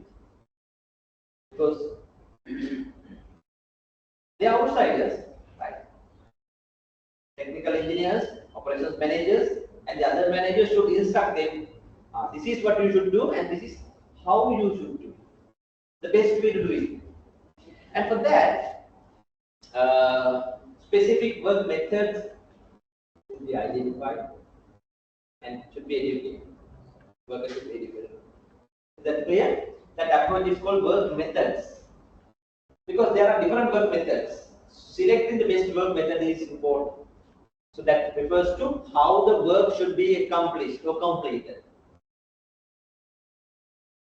A service example like restaurant, assume that a particular type of coffee or tea, right? So how this, step by step, how this product should be created, how this product should be served, everything. In a factory like producing products, how each step of it should be completed, using which machines, which sequential order, they should be done. That's a technical work, and for that, the certain experts in that field like industrial engineers and method analysts will work together, and there can be sometimes separate department called method analysis department or work methods are responsible for this. So they are responsible for developing work methods, especially in operations, especially in manufacturing industries, so as in certain services. Right. I'm not going to discuss things in detail because it takes a lot of time. At least to have an idea. So this is how the specified method analysis can be conducted. Method analysis is a detailed step-by-step analysis of how a given job is performed. And through that analysis, various different tasks and activities can be identified, which they will divide them into two categories, what they call value-added activities and non-value-added activities. So we can understand in a process there can be value-adding steps, actually certain conversions, certain value being added to the product, like that is essential, that you can't avoid, that should not be avoided. But at the same time, there can be some steps they are also there sometimes. So the purpose here is to identify what are the value-adding steps and what are the non-value-adding steps. Then the purpose of this is to identify how we can further improve it, how we can recommend the best procedure, best step, best process that improves the productivity. Basically, work methods or method analysis are conducted to improve the productivity. So after improvement, the new procedure, new standard will be set so that others should follow accordingly. They should be trained on that and they should follow them thereafter. So such we call method analysis. I hope that is clear. Slide number 28 gives you an idea how to practically do it. Right. If you are interested, you can find more details about it. It begins with collecting all the relevant data, all the relevant information about the activity to be completed. From where they can collect information, whatever the source they can use.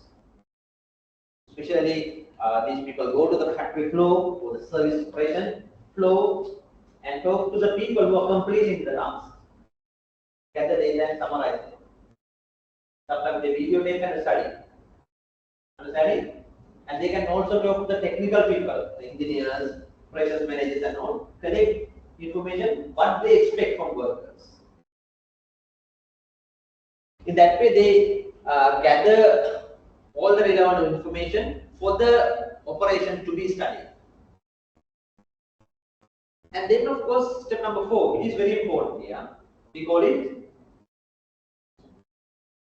chart the operation. In the sense, all the gathered data should be summarized into a pictorial form. We call it process flow chart. I hope you have heard of it.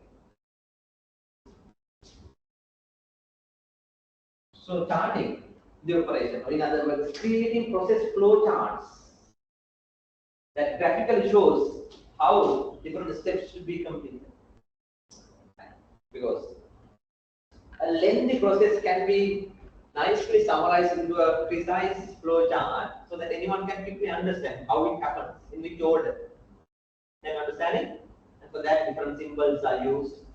You may have seen circles are used, rectangle shape symbol in this shape is used, and then arrow is used, and various other right symbols are used. Google, you may get the details. And what are the process flowchart symbols and how they are used, so that the entire process can be visualized, can be depicted using symbols. Then evaluate each step of the existing process, and then identify value-varying steps and remove non-value-varying steps as much as possible and make it more improved one. And then for the new operation, we can also propose a new process flow chart, and then we can compare. This was the old one, this is the new one. This is how we have improved it, so that we have limited tasks here that can be completed quickly with minimum efforts, higher productivity. So like that.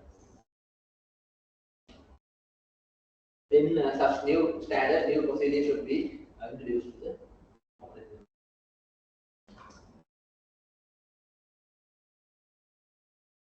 So that is how it can be implemented in factories.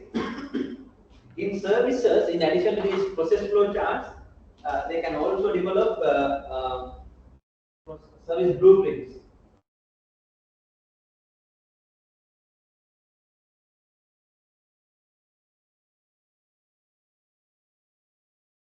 Service blueprints that explains step-by-step service creation process, how it happens.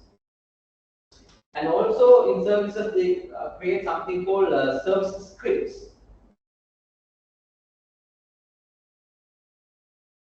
What are service scripts? Detailed guidelines, step by step, what service providing staff should do when creating and delivering the service to the customers, especially in a place like bank. Right? So let's say opening of a new savings account. Right? After carefully studying the process, they can create a service script for account opening. Accordingly, the employees will be trained on what questions to be asked, in which order to be asked, right? And then how the step should be completed and how quickly they can complete the account creation task. Now what happens? Depending on what you want and what you, how confident you are, right? The employee may decide, so that you can predict the time required for that. One lobby and one person may take 3 minutes and complete the process, whereas some other person might take 10, 12 minutes. From operation side, that is waste of time. So we need to have well scripted service creation and delivery processes and understanding. And for that, these steps are followed by managers. Method analysis. Clear? Well, if you can understand it, that's great. So just stop it there. I just stop it there. Any questions?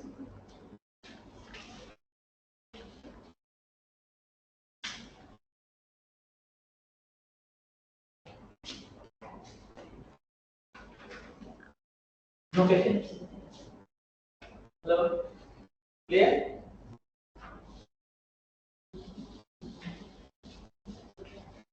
Now, as auditors, as internal auditors, you may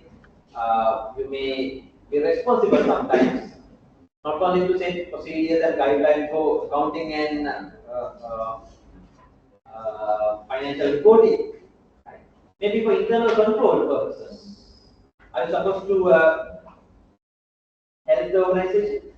Internal controls, introducing new internal control channels, and then of course what we call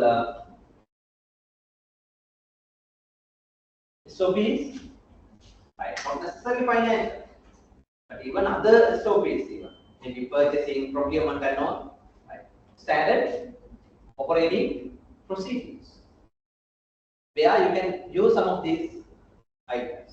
Can you? You should be able. That is where you can use it.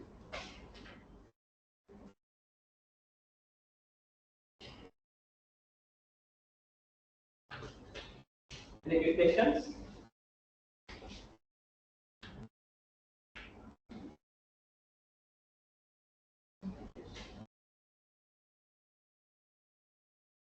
Right. Now with that we can quickly move to the last part of it. It is very simple and quickly we can complete it. We call it work measurements and work standards. Last part of it. Work measurements and work standards.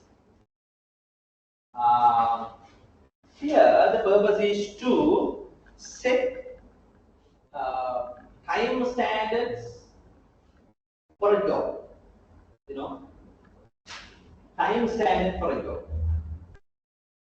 Now, for each and every job, right, when they set the standard time, that means the average time required for that, the time target set for that task, right, there are many benefits, there are many usage, benefits for the management, right, like these, right. So for that, it's important to set work measurements. It's important to set time standards that we get through work measurements. So that area is called work measurements. Check whether you can understand these benefits. These measurements, these standards are useful for many purposes like these: to schedule work, to allocate capacity, and many others. Check whether you can understand.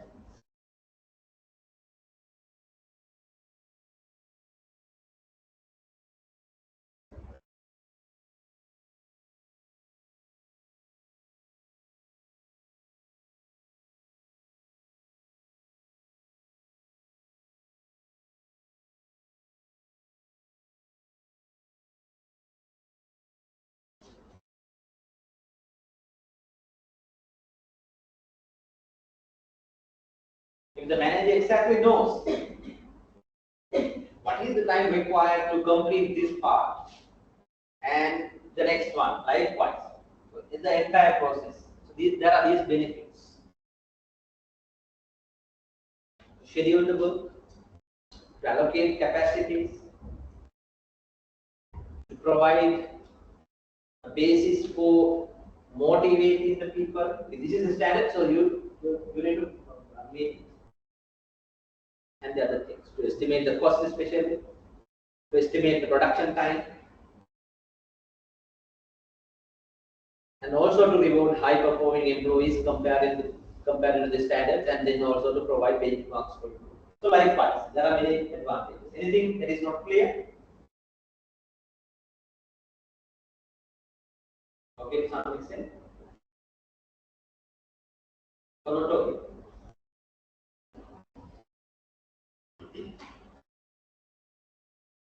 Now, to set these time standards, there are different techniques used in operations management. They are divided into two categories. One is called direct observational method, the other one is called indirect method. As you can understand, direct observational, that is a technique, that is a method where the method analysis go to the flow and observe the work and measure the time. And based on such data, they estimate the standard time. Whereas, the second approach that they call indirect methods uses some other data, like secondary data available. Somewhere, some other data sets like for each and every work element there are average standard time presented in tables. Right? So they are called element time data. There are data systems like PMTS, predetermined motion time data. So using such standard time By adding things together into a process, they can also set work standards, work measurements. That is called indirect, depending on the requirements of the organization, the experts available for that task. Organizations can use different approaches. Especially the first one, we need to have well-experienced method analysis. To go to the flow and observe and measure the time and then calculate the standards. In fact, among many other techniques, I will only show you one technique, right? To get an idea, and that technique is called time study. Time study, coming under direct observational method. Can you understand what we are going to discuss?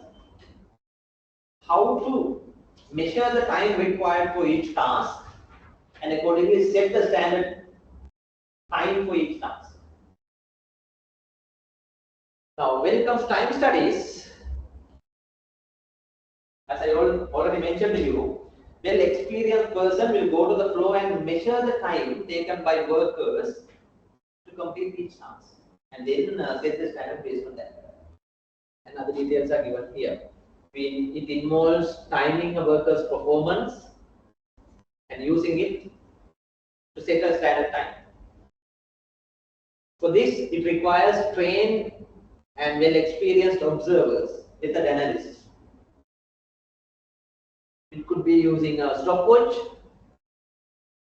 on the spot, or by analyzing a videotape of the job, they can measure the time required. And this is suitable when they consider highly detailed and repetitive work. Usually the job is separated into measurable parts, measurable work elements, what they call. And each element is timed individually and then add together.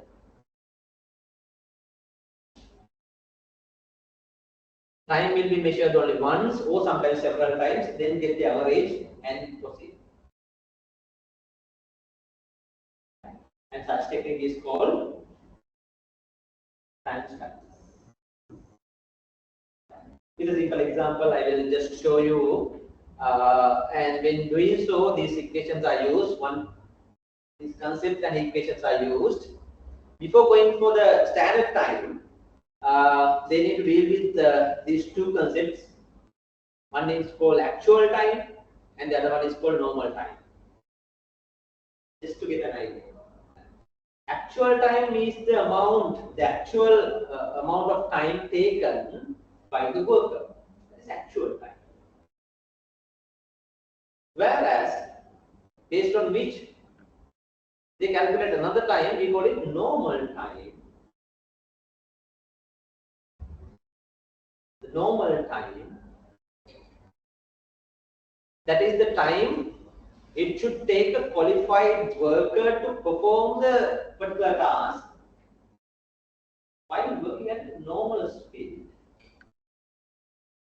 Because when a worker is under observation, and especially to measure the time, they may not perform in the normal speed. Sometimes they perform faster than normal, right, to impress the manager. Or else, sometimes they purposely work slowly so that the standard time set, that is longer time, so that there are advantages. So managers should adjust the actual time into normal time, considering the performance rate here. And that normal time will be used to calculate the standard time. Right? When calculating the standard time, normal time is used, and with that, certain allowances,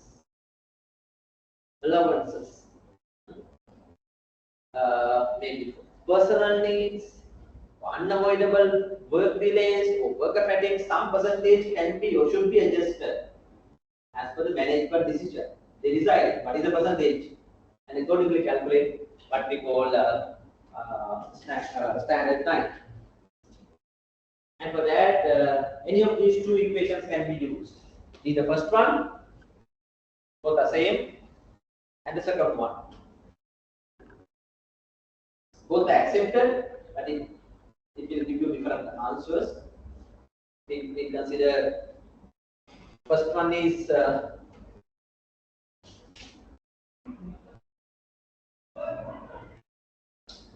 you will understand it with an example.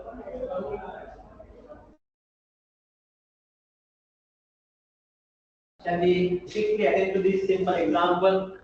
If you are given such data for work measurement,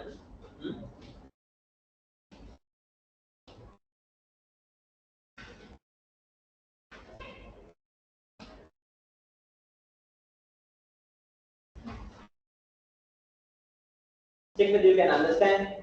Now, based on the method analysis, they have performed a time study. Accordingly, they have measured the time for a task. Now, average observed time is 4 minutes for that task. 4 minutes. What is that? Actual time. Now, they have also observed the performance rate, and accordingly said worker rating as 85%. When the worker is operating normal speed, that is 100%, but here 85%, which means as the worker perform faster than normal or slower than normal? Hello? 85% worker rating by the method analysis he has observed and recommended here. No, this shouldn't be the normal, but 85%, which means slower than normal. So based on that, if we are to calculate the normal time, how to do that? So average observed time into rating factor 0.85, which means 3.4 minutes. Can you understand it? So the normal time is 3.4, which means if this person worked at a normal speed, he should have completed it within 3.4 minutes. Actually took 4 minutes. Can you understand? It's there in the handout. So using normal time and using the equation there, we can calculate the standard time. Assume that we use the second equation here. So normal time divided by 1 minus allowance factor. Now management has decided to consider allowance factor as 13%. Due to reasons like, can we expect the worker to complete the task every time within 3.4 minutes? It's not fair, right? When the person is repeating the task, there will be breaks needed, right? Tea breaks, washroom breaks, right? And also due to certain other unavoidable issues like machine breakdowns or whatever other things, we need to accommodate some. We need to allow. We need to keep an space there. Also some mental fatigue, physical fatigue, some allowance, and accordingly,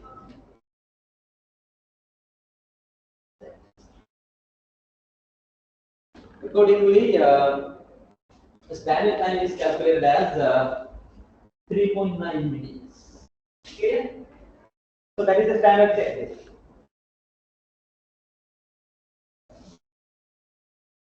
I hope that is understood.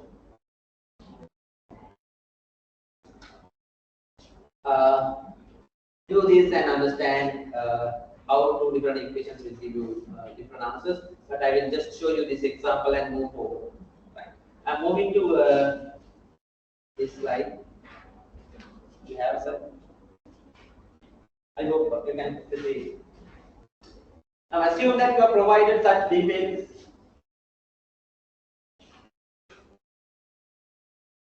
They have performed a time study of a particular job, right?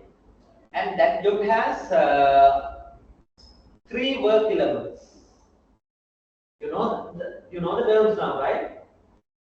job has 3 levels: compose and type the letter, type envelope address, and stuff, stamp, seal, and sort envelopes and complete it. So those are the 3 tasks into one job. Right? Now they have performed it. They have measured the time repeatedly. How many times? Not only one time. They have repeatedly measured it 5 times. Maybe 5 workers. Rather than making standards based on one observation, observing few and getting the average is important. So we can understand. Now, for each observation time is given, and then the performance rating also given. If you are asked to calculate the standard time based on this information, can you do that? Using the equations and the steps we studied, can you calculate the standard time for this job? This is what we should do. Now, here it is mentioned. Now there are observations here with asterisk mark. Can you see? So they are considered as unusual observations. So we have to delete them. Due to some practical reasons, when the time is measured, it has taken 21 minutes by the 4th worker. Due to some reasons. So the observer decides, no, this is unusual, we should delete it. Otherwise, it will give you a wrong idea. Practically, right? Maybe due to electricity failure during that observation, that has taken longer time. Whatever practical reason. So they try to eliminate them. So delete all unusual or non-occurring observations and compute the average. First, before going to normal time, we need to compute the average time and then the normal time, and based on that the standard. Check that you can understand it. For the job element A, what is the average time? At all the observations, not the observation with asterisks, and divided by how many observations? 4. So we get the average time as 9.5 minutes. So as the others. Second one, at all 5 together divided by 5. Third one, at 4 together divided by 4. Clear? So this is for each job element. Now then we need to compute the normal time of each job element. That is based on the performance rate. Now the information is given here. Now according to the observation, performance rate is somewhere 120%.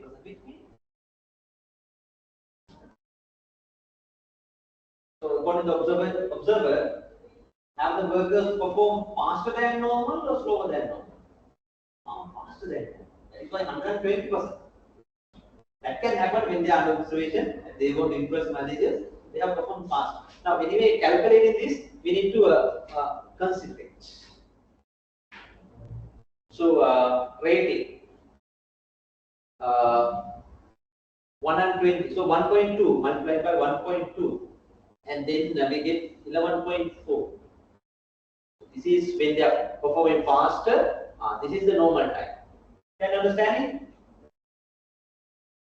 So, like all the other 2 tasks, they have calculated the normal time. By adding things together, we can get the normal time for the entire task.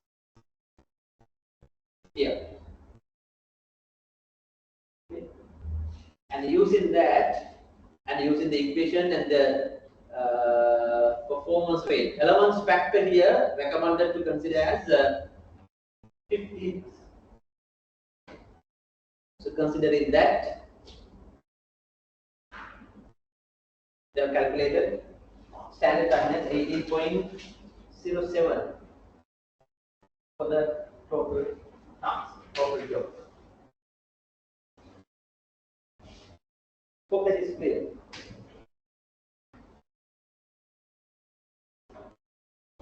This is one technique, we call it time studies based on actual observations. In addition to that, as I told you, there are other techniques. Already calculated work standard times are there. So such details can also be used and then calculate the standard times. With that, let's conclude the topic. What we talked about? Work system design. So, especially for factories using manual work mostly and services using manual work mostly, they need to arrange the work system, which means what are the jobs, job content, work methods, and their standard times, plus how they should be compensated, how to pay them. Compensation part we didn't discuss here because under HR we have discussed it, right? How to compensate. But job design we completed, work methods we completed, work measurements we completed. We can have 5 minutes break in class. Meantime, if you have any questions, you can ask.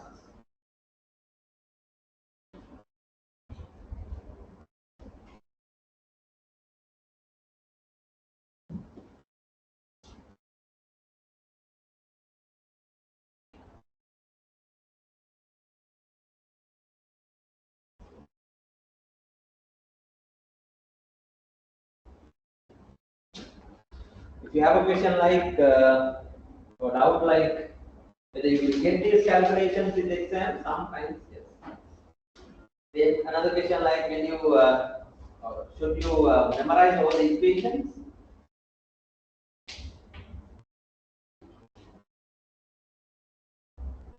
Still, you should have an idea. Equations will not be given. Those are very simple, but you should know where to use which equation and calculate. So we write down some notes there. So you can study those simple equations also.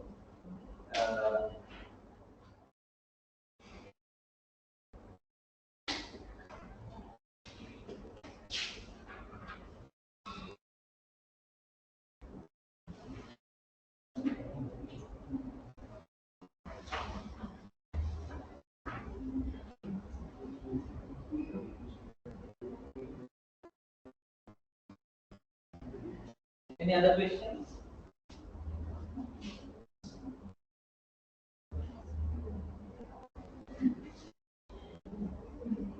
By the way, have you ever thought this area is one important and there are precise techniques and methods for specifying jobs and everything?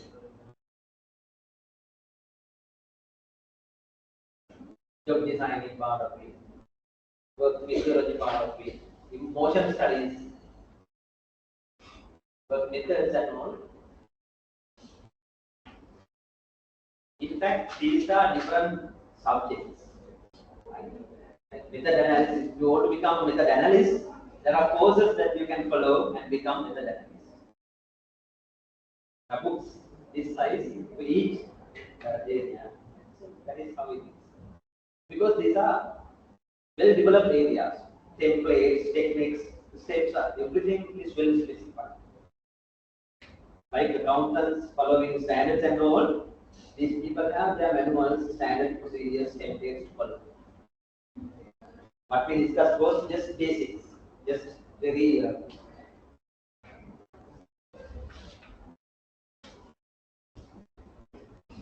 Any other questions? Mamma prashna hana, mamma uttara dena? No questions.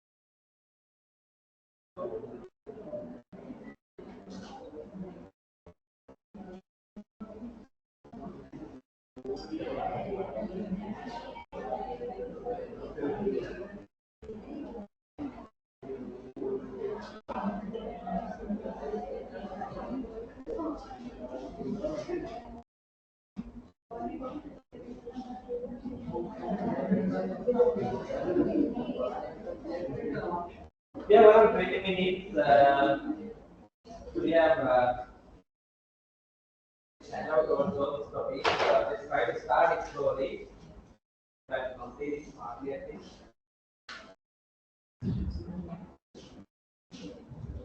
With this topic, one more I guess. That this line, right?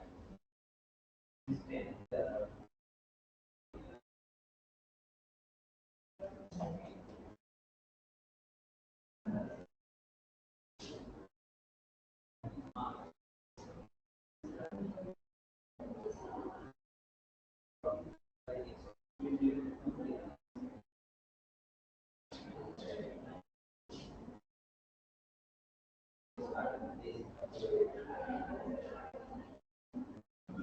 is why you have online till September as well.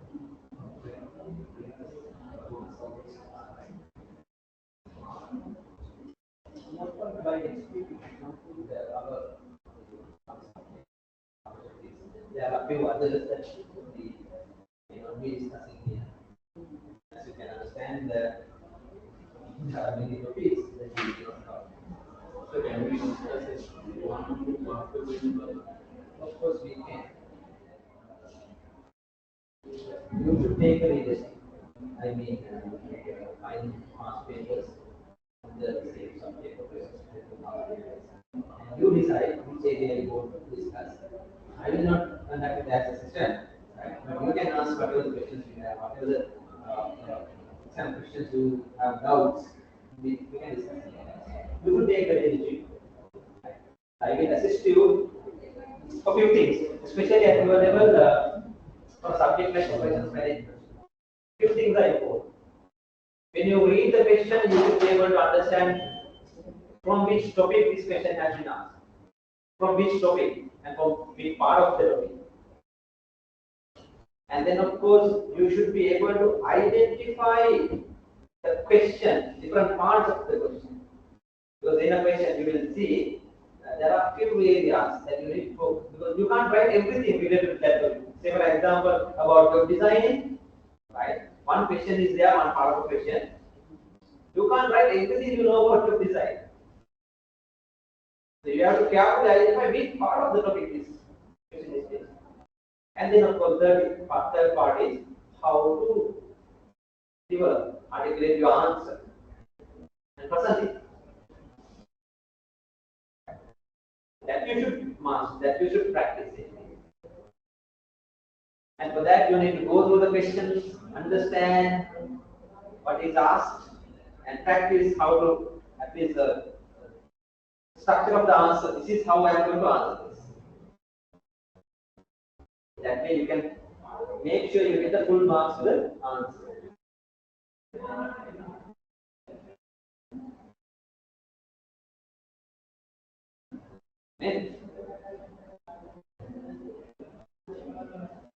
Especially, I will discuss that towards the end of it. Right, we have around 20 minutes. let's quickly try to start this topic. It is very interesting and very useful. I'm telling you, although we discuss it as a topic here in operations management, project management itself is a subject, right? So various different development, comprehensive concepts and other areas are there, but here we try to understand in operations management what you should know the basics of it. Because in some operations we mostly involved in managing them as project processes. So project management knowledge is useful. By chance or by any chance, have you studied project management under this CST program or any other education program? Project management. Now, if you take part in project management courses, most of everything is system-based. Software solutions are there to design, manage, and everything. Right? But we quickly try to understand it. How we as operations managers can use project management concepts in designing and managing operations projects and in other projects in operations management. So that has few learning outcomes. Quickly to define what projects are and then what project management is. That is different. That is different from usual operations management. Other process management. Projects are different, project management is different. We can quickly identify the uses of project management in operations management, where we can use it. And then of course, more details about how project management activities should be managed.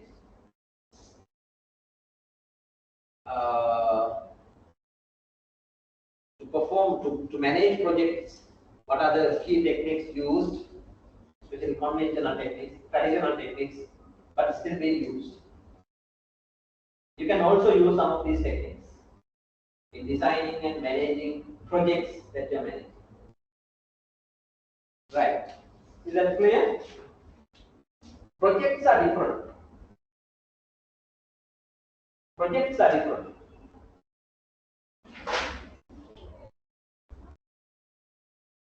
How they are different from other processes?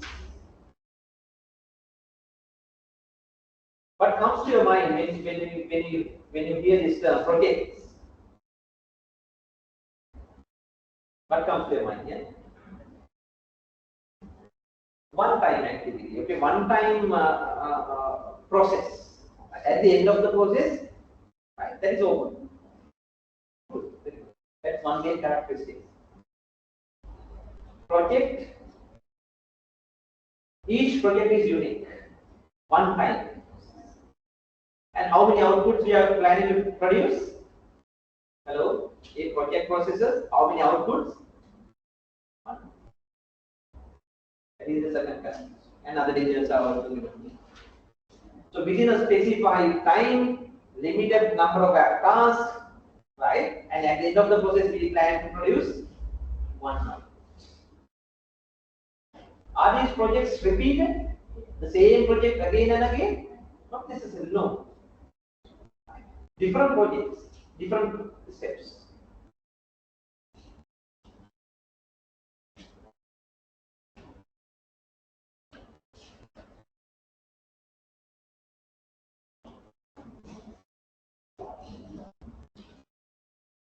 Each project is unique.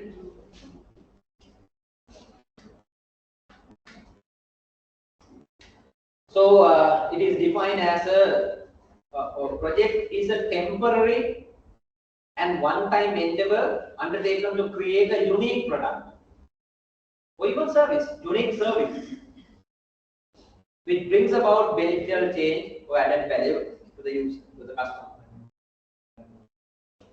So a project comprises of a set of tasks, set of activities, or set of phases, what we call. There are different phases in a project. Different tasks, different activities, or different phases, which when completed leads to the creation of solid outputs. It could be an asset, could be a product, or could be a service. More importantly, projects have end dates, starting and ending dates. So usually the ongoing processes or processes with no outcome or no time constraint, we don't consider them as projects. So some examples like this: constructing a new container line at the harbor, or certain highway project, expanding the Dubai airport in UAE, or for a particular this should be another point, constructing a natural gas pipeline in Thailand, or development of a new operating system for computers. Each IT software development, each software they develop is a project. So those are the projects. So that must help you understanding. In some industries, some organizations, as operations management, what they have is project management. I have selected this for you because in your organization also, like audit firms, accounting firms, mostly, more than any other operations management, you involve in project management. Why? What you create at the end and how you manage your activities, operational activities in your organization, more like projects. Each audit engagement you get to the team should be considered as one project that has an ending date, that has a scope, and that you need to complete. Each project is unique, isn't so? So project management techniques, project management steps are very much applicable in managing your own operations. So that is why. So that you can quickly understand this, and if you couple these techniques with whatever you know now, how you manage your work, you can efficiently manage your auditing project. Of course, you may be following most of them as of now, even. You have been trained on that. But you can also improve following some of these techniques. These are the characteristics of projects. We aim at producing one single unit, one output. That has, when creating that, there are many related activities. One step is connected to the other. That is why I use the term. There are phases. Now, phases are connected. Phase 1 is connected to the, say for example, building a construction. Laying foundation is the first phase, based on which the construction. And based on that, the plumbing, electrical work and all, and then finishing, tiling, and finishing it. These are different phases. At the end, contribute to the one final output. Another characteristic, completed within a fixed time scale. For a building, say 6 months or 1.5 years, let's say. For an audit engagement, how long you take? It depends on the project, but usually few weeks, 3, 4, 5 on average. Hello? 3 weeks. Hello? On average. 5 weeks. It's a column with that.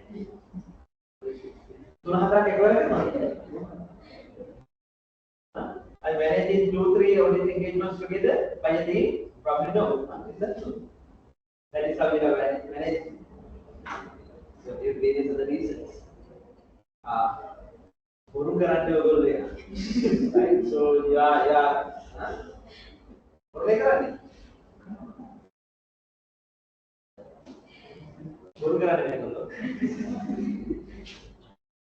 So anyway, you handle multiple projects at the same time.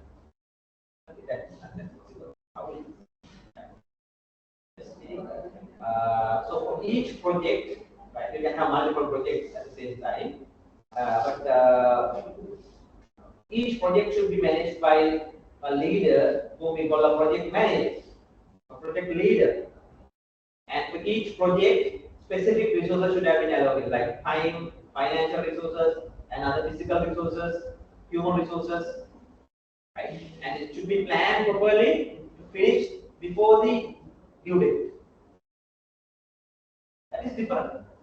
How about manufacturing processes, other processes? We call repeated processes. Multiple products through repeated work. But projects, different phases. At the end of it, we get the final out. Hope you can see the difference. Other details are here. Very difficult to plan the production and inventory control and other things. Involve a certain level of risk, uncertainty, and complexity. That is unavoidable when it comes to projects. High labor skills, general purpose equipment, and they normally needs to be completed within a financial budget or stipulated time. So in that context, what do you mean by project management? Managing projects that involves a lot of tasks. So it's defined here. Project management is concerned with planning the project and organizing it. Organizing the resources and managing the resources to successfully complete the project.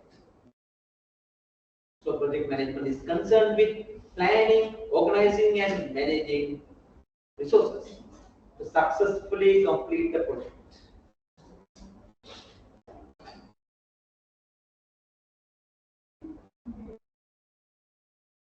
So in textbooks, this is defined as the application of knowledge, skills, tools, and techniques to project activities to meet project requirements and organizing and managing resources so the project is completed within defined scope, quality, time, and cost constraints.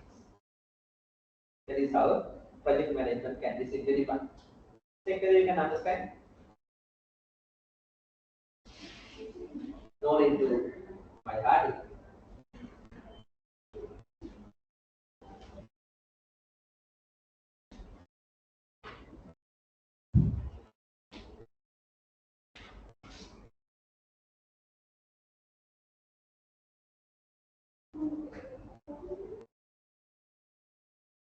Clear? Underline certain terms that are not clear.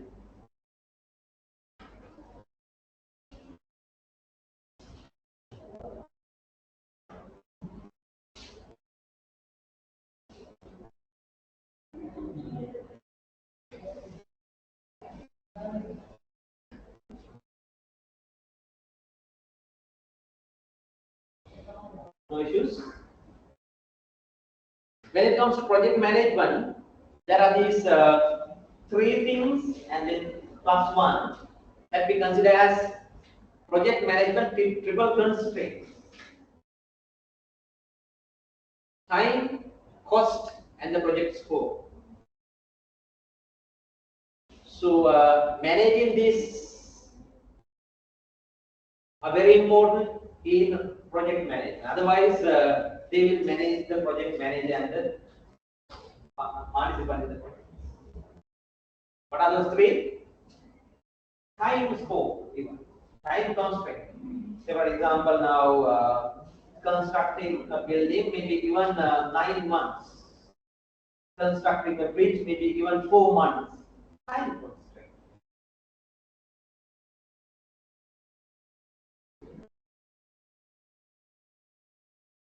And what is the engagement of a relatively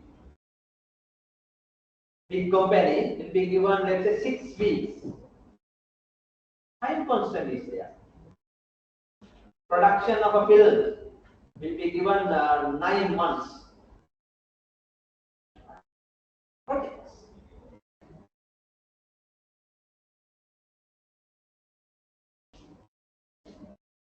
planning the or managing the presidential election campaign of a leading candidate project.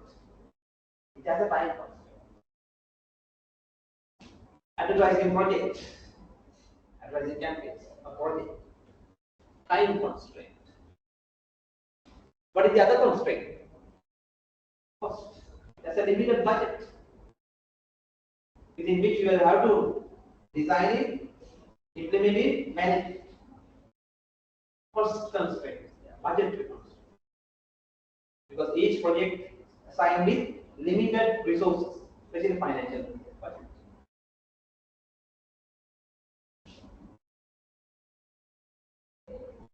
And what is this? The scope. The scope of the project.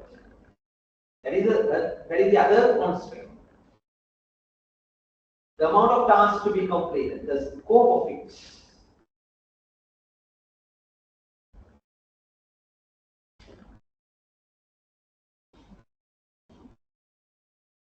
So we consider these three as triple constraints of project management. What are those three? Time, cost, and scope of it. And managing things within the expected quality level. Now we talked about quality, right? So that you should have an idea. So quality, another main constraint. So managing all these three within the level of expectation of the customer, the client, which is important. Managing these is the responsibility of project managers. Otherwise, these will manage this. Right. In project management, there are these key activities we can identify for our studying purpose. Actually, project managers will handle things parallelly, but for studying purpose, we can divide them into these three areas. So, project planning is one area. Project organizing, or what we call project scheduling, is the other area of it. And then, of course, implementing it, controlling it, and managing it. So these three areas that has different priorities, different concerns. Hope you can understand. So planning involves in identifying the scope of the project and setting the goals, defining the project scope and other details, and arrange the team, project team, what we call it, team organization. So the activities coming under that can be identified as project planning. So project manager should be able to manage it. But when it comes to organizing and scheduling, it involves in various other activities like arranging the resources and other activities, like relates people, money, and other supplies to specific activities, and then activities to each other, so that you have a plan how you are going to complete it. We call it organizing the project or scheduling the project, which is very important. And for that, different tools, techniques are used. Actually implementing the project, we call it implementing, controlling, and managing it until we get the end result. That involves various different activities, which is the most difficult part of it. Monitor resources,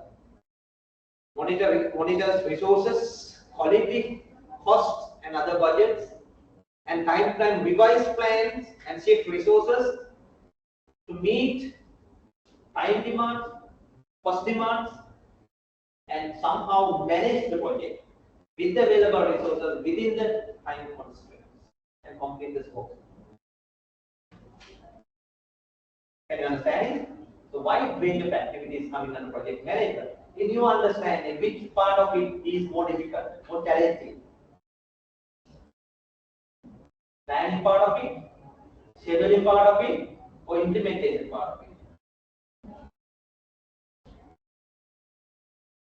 Hello? Planning part of it, scheduling part of it, or implementation of it? controlling and managing parts. Well, it depends. It depends on the different projects. Some projects we can define, we can design the project from the beginning to the end and execute it. They are more important. The most difficult part is planning and organizing. You have to plan from the beginning to the end. Those are the traditional projects we have. Conventional projects, I will give you more details later, but they are the planning and organization is more important. Not of task. You have to precisely plan everything and arrange resources and then implement it. It's a matter of just implementing. You have everything. Like shooting a film. But now there are more challenging projects, we call it. Have you heard of something called agile and all? Agile project management and all? New practices, new concepts are there. At the beginning, they don't have a very clear idea what they are going to do. They just have a target. So no proper planning, no proper resource allocation and all. Gradually, while they are doing, they plan it, they design it and they implement it, finally they get the results. Projects are ill-defined at the beginning, but gradually they define management. There are different approaches. Can you understand? Software development companies, when they look for new software solutions, the team is given the challenge. They should design it as they move forward. Can you understand?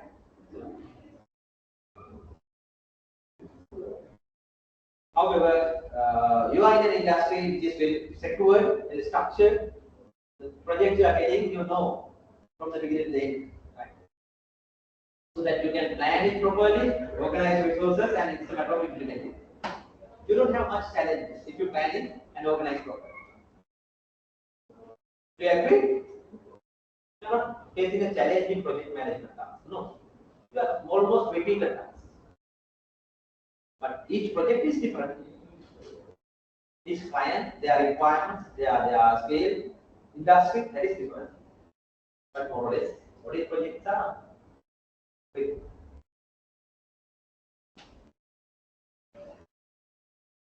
With that, I will conclude our discussion. But for the time being here, you will start from here. I will not explain everything that I summarized today. So for different project management phases, activities, different activities are identified. For project planning, setting objectives, identifying resources, work breakdown structure, which is very important, and then organization.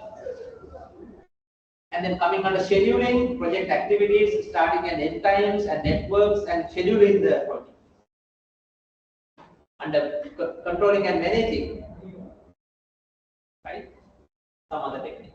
For that, different techniques are used. Just go through these few slides, you will understand. So for planning, what are the techniques used before the project, and then of course, before starting the project that should be scheduled, and then start the project, and then there are various different tasks under controlling and managing.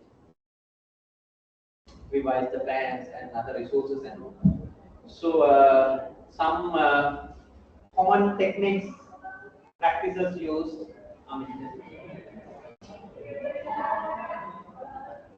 For project planning, some of these activities tools used.